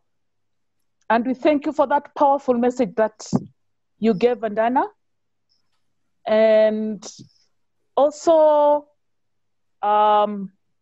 Eugene Lee, you spoke about ecology very well. Environment is very also dear to my heart. I love seeing very good, clean rivers, beautiful lakes and oceans, clean, and also trees that are beautiful, growing. But to some extent, I think most of this is not really taken care of and taken seriously. Because if we destroy the environment, then the environment is going to really be harsh on us. So that was a very, very powerful one. And also Tekla gave a very good analysis of what is going on in Kenya and in Africa, and especially on the three pandemics, on the locust, the floods, and also the COVID-19. Maybe I just want to add a little bit of what also is happening in our country. This time of COVID-19, so many schools have been closed until next year. So during this time, there's been a very steady, big rise of teenage pregnancies in Kenya.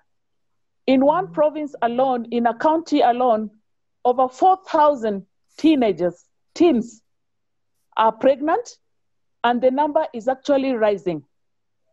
Another thing that is happening in our country right now, there's mental illness. So many people are taking their lives.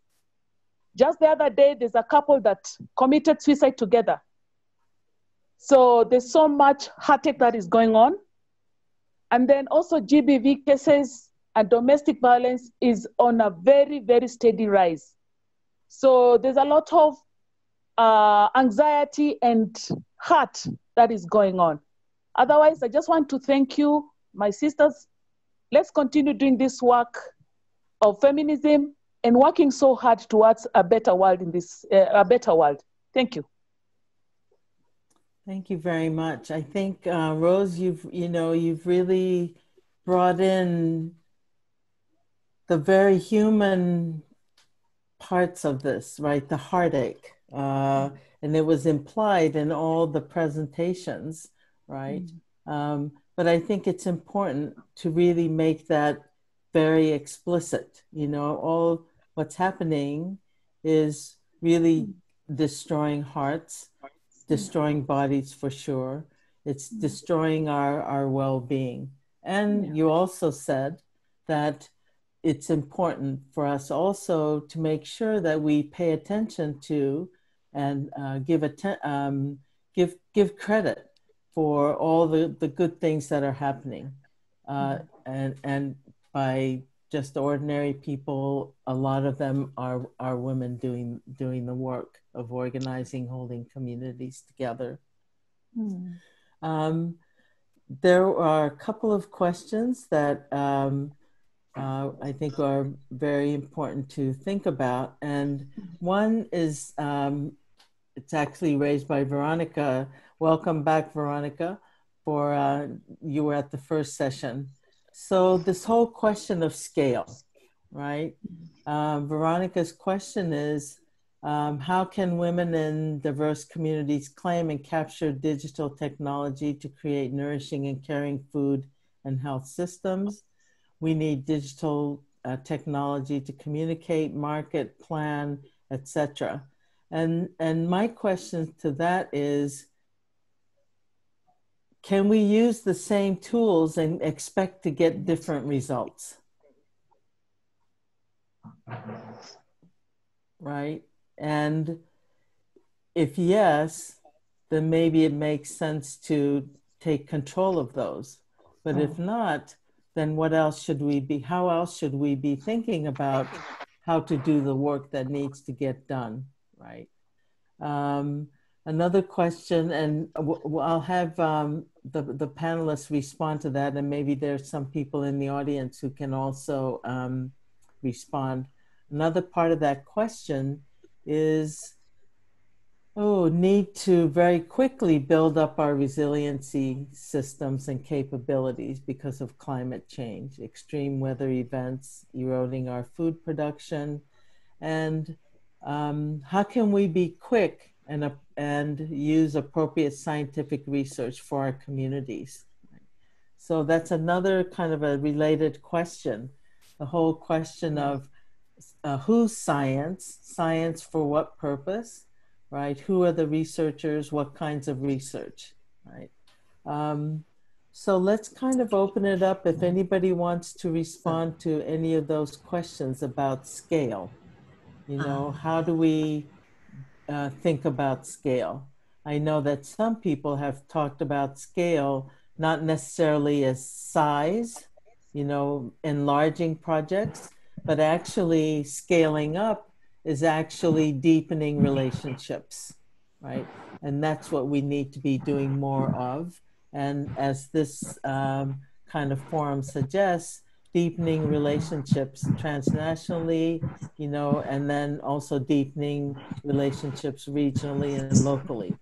So let's have a couple of minutes to respond to some of these questions, and feel free to jump in. And also, I'd like you all to really think about, we know in large part what the scary bits are, and they're very scary, right? As feminists, how do we need to think about a kind of a generativity project, as it were, right? How do we need to think about how to generate as we're resisting? Right? And what do we need to be generating? So I'd like to just have you all respond to some of these questions. I was asked to make some brief comments after the speakers. So I'm really glad that we are having these two sessions on livelihood and sustainability, because after we had the project of nominating 1,000 women for the Nobel Peace Prize, we didn't get it, but then we succeeded immensely in making the interconnections. And I remember that when we were nominating the 1,000 women, we tried to present grassroots women, women working in the rural, working in the indigenous communities. So after 2005, we had two main strands in the follow-up work, and one has been on conflict resolution, and the other is on livelihood and sustainability. So we heard from Tekla how the sustainable livelihood has been affected by all sorts of different forces of displacement and dispossession. So it's not only the climate change which induced all the floods and droughts, because that's also the main factor for the massive reproduction of the desert locusts and all sorts of pests. And we also see a lot of displacement by war, by conflicts, and people have to leave homes. Also, for example, in Fukushima, where there was the nuclear power plant accidents. So, and I was actually quite honored to be the one helping to convene this strand on livelihood and ecology. And so in 2006, we actually organized a group of peace women from Sudan, Mexico, Spain, USA, to come to China and to interact with the women. And at that time, we also went to visit Madame Yun Jianli. And just now we heard from her, and you can see the passion that she has. But actually, if we also understand the context of her work, then we would have actually much more respect and admiration for her work, because where she is situated in Xiangfan, that is the Han River, but that is the place most affected by the state project of diverting water from the south to the north. That diversion is over 1,200 kilometers, crossing 7,000 rivers. But then the main thing affecting her community is that it reduced 27% of the water flowing into the Han River.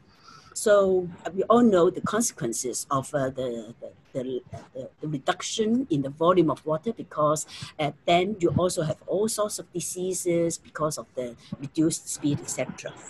And at the same time, in the larger context, we also see that around the year 2000, it was the worst period where we saw a lot of contaminated rivers. So the government statistics was that the water would be divided into 5 grades. The 1 to 3 grades would be good or acceptable water. In the year 2000, actually, we had only 30% of all the 7 main rivers in China, which qualified to be of the grades 1 to 3. But then there was a lot of effort later on by both social movements, by people's movements, or also getting the government, putting the pressure on the government to do something. And so by 10 years later, by 2010, we had double the amount of the rivers. We had 60% of the rivers turning into grade 1 to 3. And the Hanjiang, where Yun Jianli was working on, it had kept to grade 2 water quality. But then we also must know that in China, the per capita freshwater is only, the resources is only 25% of the world average. It's actually very scarce water resources for China. And then coupled with that, with all the industrialization and pollution, so you see that we had a very serious problem.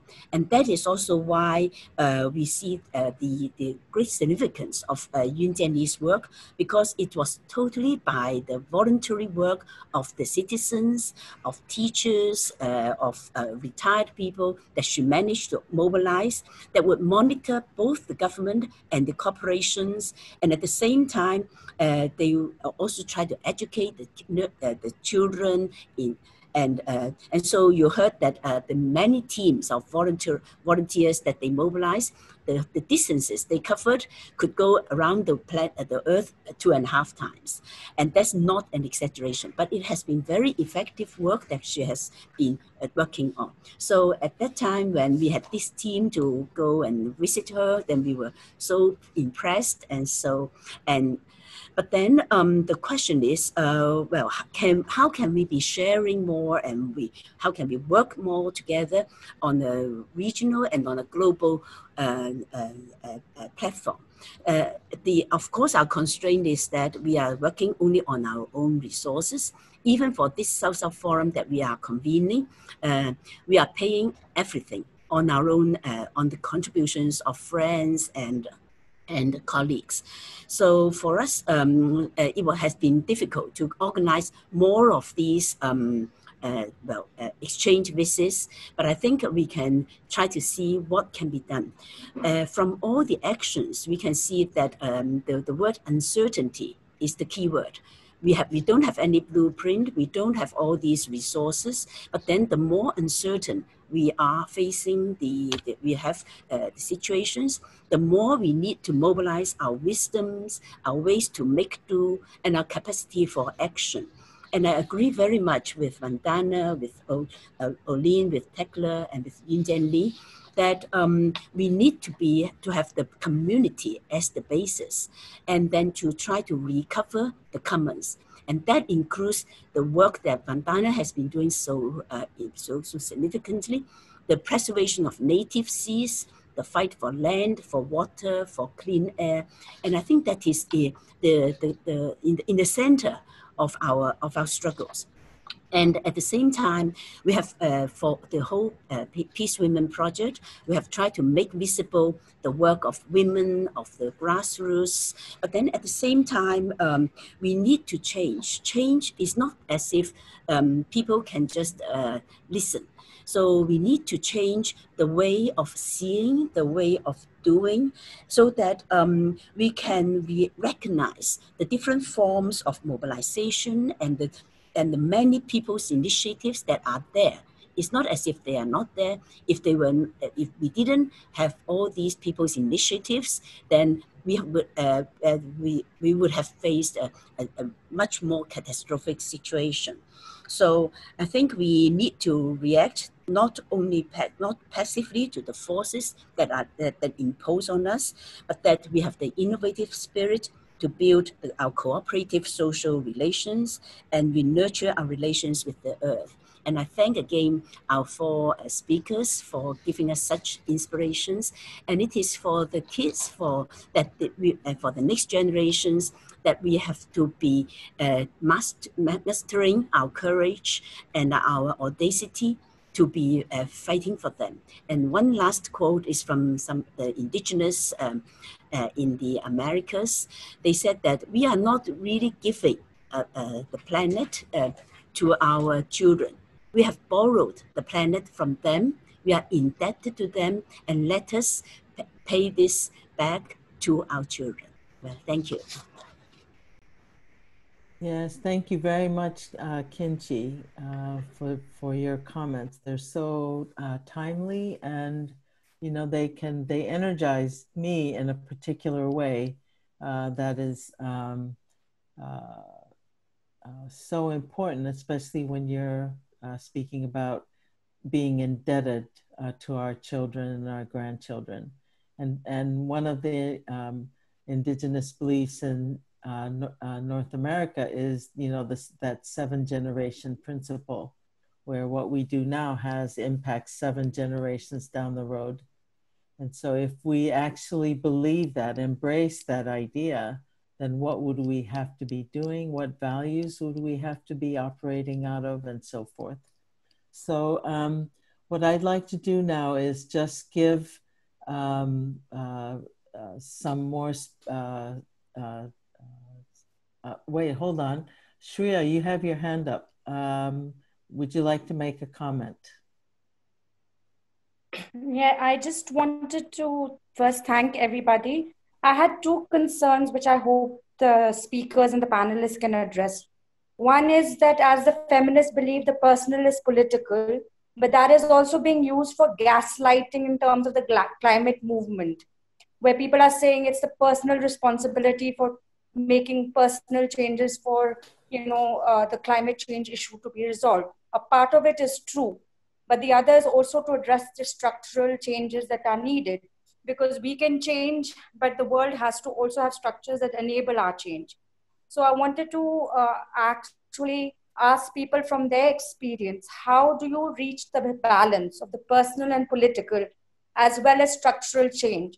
And how do you maintain your sanity when you are trying to build a system? Like, do you make the system change, or do you just step out and create new systems like a fractal society where you make, mile deep, inch wide communities which are then interconnected like the banyan tree?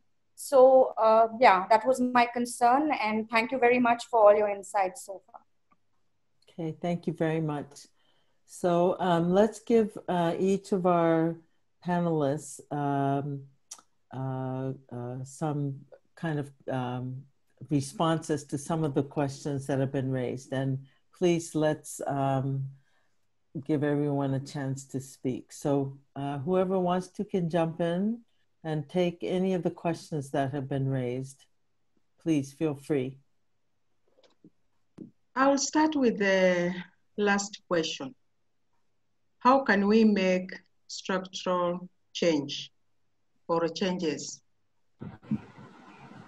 When I was nominated for the Nobel Peace Prize, the 1,000 Women for the Nobel Peace Prize, I was working at the community level, trying with women in the IDP camps. But as we analyzed the issues of violence, I realized that I was just dealing with the symptoms. There are structural issues that needed to be changed. And I first took the first initiative of moving where change can be most effective at the national level. But when I reached at the national level, I also looked back and realized I need to pull people also at that national level, but also start influencing at the community level by building a critical mass of women that can influence also change. And that is how I ended up at the top level, becoming the vice chair of the Truth, Justice and Reconciliation Commission. I arrived there even when we were having problems. For me, I realized this was the time for us to affirm our voices under all the challenges. I meant to reach there. And while there, I realized that this was not just going to be another truth-seeking process. I had to ensure that women, a critical mass of women, were involved, because I knew that the report that we were going to come up with is what was going to change the policy. And so the policy paper is there concerning women, but the implementation is where the problem is. And I also realized that we have a lot of ideas on how... Tekla, can I just have you hold that comment? And let's give some other folks a chance, and then we'll come back to that second point. So your point about, going into these situations where you have authority and influence is really important. But I'd like to hold the second part, if that's okay. Yeah. All right. Okay. Vandana, please. Yeah. on three questions that have been raised: resilience, ecologically and socially and politically, the principles have been established. The science is established. Diversity makes for resilience, multifunctionality makes for resilience, and decentered organizing makes for resilience. And these are the principles on which women work and think. This is related then to the issue of scaling up. The entire capitalist structure, capitalist patriarchal structure, was based on creating hierarchies, including when they talk scaling up, they talk about making more concentration and control through hierarchy. So we have 6 corporations controlling the entire food system of the world, from the seed and agrochemicals to the transport and distribution to the retail. That scaling up is what has caused the ecocide and genocide that we are living through. There is a scaling out, and scaling out means, as you said, Margot, that it is many, many, many decentered systems in interconnectedness. And the interconnectedness doesn't have to come through centralized authority. It comes the way life works, the way cells work together, the way species work together in a forest or in a soil. And I think that is going to be the most important contribution feminist thinking makes to epistemology, to politics, to economics, going from extractive economies, creating pyramids of power, to ever-expanding circles of empowerment of others. And finally, on this issue of personal and political, you know, when things are stable, it's extremely easy to move, yeah, from the personal into the policy space, whether it's environment or gender empowerment, etc. But we are literally trying to intervene in a period of collapse. System is absolutely collapsing. Extinction, climate change, COVID, lockdown. In a period of collapse, the personal is political has to be both doing the right action yourself, building communities by generating new paradigms, and that's the generative part, but also creating bigger frameworks, bigger systems paradigms that might not come up tomorrow, but will come up day after, if the communities are ready to shape the larger structures. That's how all post-collapse systems have worked. Tekla, then please go ahead with your other point. I wanted to respond also on the issue of research to communities in terms of scaling up. We have the structures. For example, in Kenya, we have the global women across the globe. We have the structures that can run right from the national up to the community level. But at times on this part of the world, we are constrained by resources. And so we need more networking among us to see how we can support each other, hold each other for such researches to take place. I also wanted to also raise something, maybe not directly what has been highlighted here, but in the situation of this COVID-19, we need to come up with to build psychosocial resilience and investing more on trauma-informed efforts during this period. We are talking of communities that are overwhelmed with a traumatic experience of what is happening. Those who have lost their livelihoods, those who have lost their family members, those who cannot send off their dead relatives in the way that we usually do. So that is also what I wanted to raise. Thank you. Okay, thank you very much. So, you know, as I'm listening to you all, something that I've been thinking a lot about myself is, and this relates, Tekla, to your point, and Shreya's point about, you know, what about the personal parts of us, right?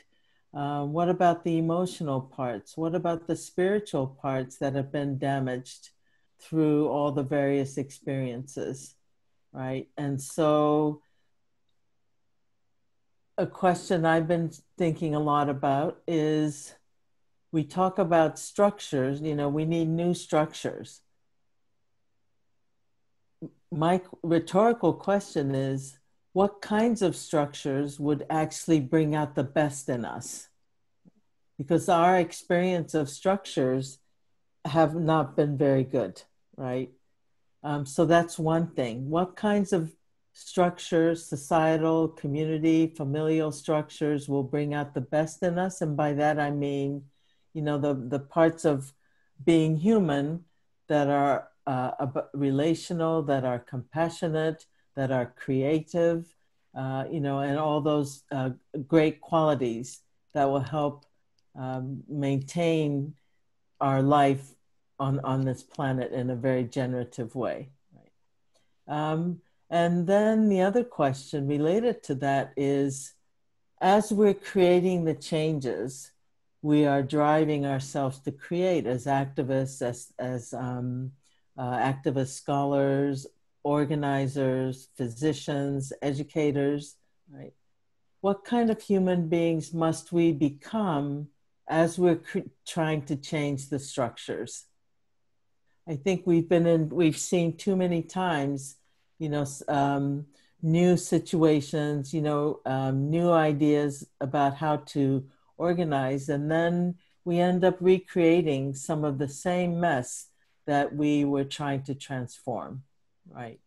And so if we think about all the ways in which human beings are committing the most atrocious violence, for example, on the one hand, and as Kinchi was alluding to earlier, you know, doing some of the most miraculous, creative, fantastic work. We have the capacity to go in both directions and more, right? And so, you know, what structures, what practices will bring out the best in us, bring us up as the most humane that we can be in our vision as feminists. So that's, I think, something to think about. And relating to your point, Tekla, about trauma, there are many people in the world who have been traumatized. And I'm not just talking a loose kind of language about trauma, but very serious, deep trauma, right? So how must we think about the ways in which experiences of trauma also shape the ways we think about the world and the worlds we're trying to create? And most important, as we know from experiences and from data, sometimes as traumatized people, we end up destroying people who are the closest to us, right? The ones we have the most access to. So how must we think about those aspects too, right? And so thinking about, for example, post-war, what does that actually mean? When is the post in the post-war? What does that look like? So I think these are some what I think about as deeply philosophical questions. And in the last session we had on the same topic, somebody mentioned that, you know, a core principle has to be love, right? Core principle, feminist principle for a genuinely secure future. So I'd like us to move to closing our session by having each of you really say, you know, if you had to make a deep commitment, and based on the commitments you are already making, right? What are the core principles, the core values around which you are organizing your lives personally as activists, right? And if we are to propel ourselves to the future, what of those values should we absolutely be carrying forward? So I don't necessarily want to talk about what we're going to do, right? But what are the deepest values that we think will help create the kind of societies we want to live in. And anybody can start on this. If we were to make a manifesto, right? What would be some of the principles and values? And this is to really think generatively. Yes, please, Vandana. Yeah. So to put the generative back at the heart of not just how we organize economy and democracy, but how we organize knowledge. Because what capitalist patriarchy did was banish the generative as if it wasn't there. It was reduced to zero work, zero knowledge. I won't go into detail. Heart of it is a transition from monocultures to diversity. That's a core principle. From fear and hate, because when you deny you're related to others in nature, others in humanity, and that all the others are equal to you, when you recognize it, love and compassion becomes the basis of relationship. When you deny it, and they are alive, then you've got to kill the women and engage in femicide. You've got to kill the blacks. You've got to kill the other. You've got to kill nature as the other. So a shift from denial of relationship and mutuality to a recognition of relationship and mutuality. And this means a transition from fear of the other and an urge to control the other and exterminate the other to love, compassion, solidarity. Great, thank you. Let's keep going. This is great. This is the kind of generative, ways to be together, right? So recognizing and affirming relationships and mutuality, diversity, love, compassion. What else? Solidarity. Equality. And when we say equality, equal to what? And equal to equal whom? to ourselves. That's the Great. centering of each person. We Great. are the best of ourselves. We are different from others, but not less than anyone else. Great. Okay. This is very exciting. Okay, Equality let's keep is going. not sameness. Equality is recognition and respect for diversity. Yes. The Okay, let's question keep then going. arises is that structures which are petrified and people who don't have a voice, the voice has been taken away. I mean, people who don't have equality want equality. People who are up in the hierarchy think that there is only a limited portion of the pie, and if they share it, then the pie is less and they won't get enough. So how do we, from the philosophical, shift it to the actual? How do we understand that this much is enough? Because that's a problem which we are facing. We know the answer is love, compassion, and all, but somehow nobody is, so to say, buying it. Or if they're buying it, then they are like struggling with it because the external environment is not conducive to being a compassionate person. You're considered a pushover or a doormat if you're compassionate. So how do Yes, you and navigate this?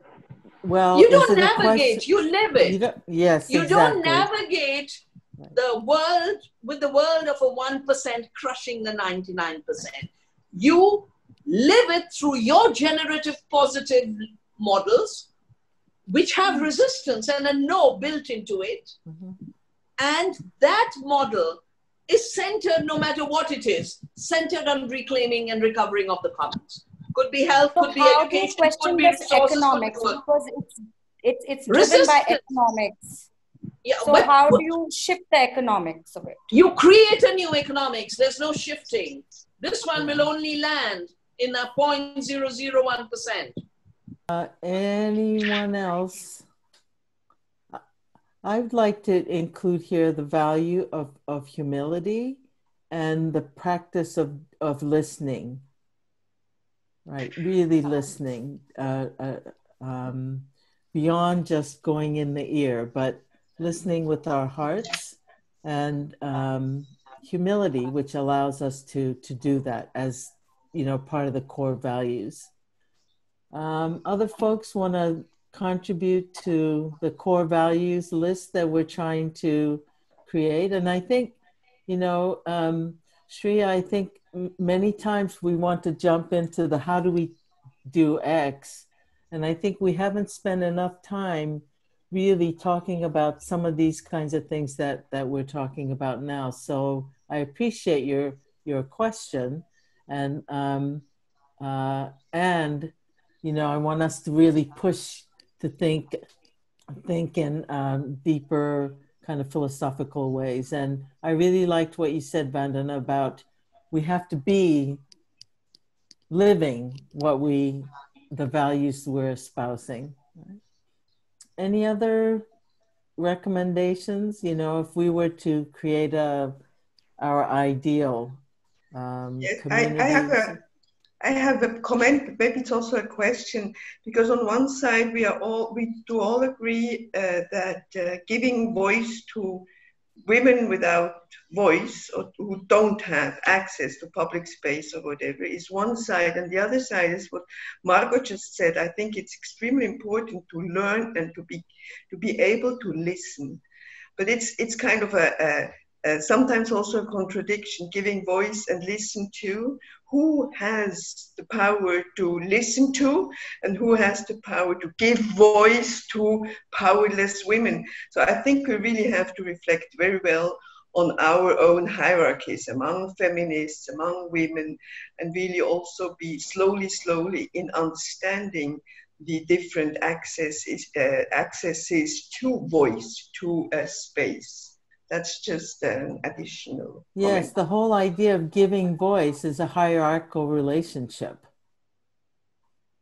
Somebody's giving voice to somebody else, right? So, you know, we need to really rethink that concept as well. You're absolutely right.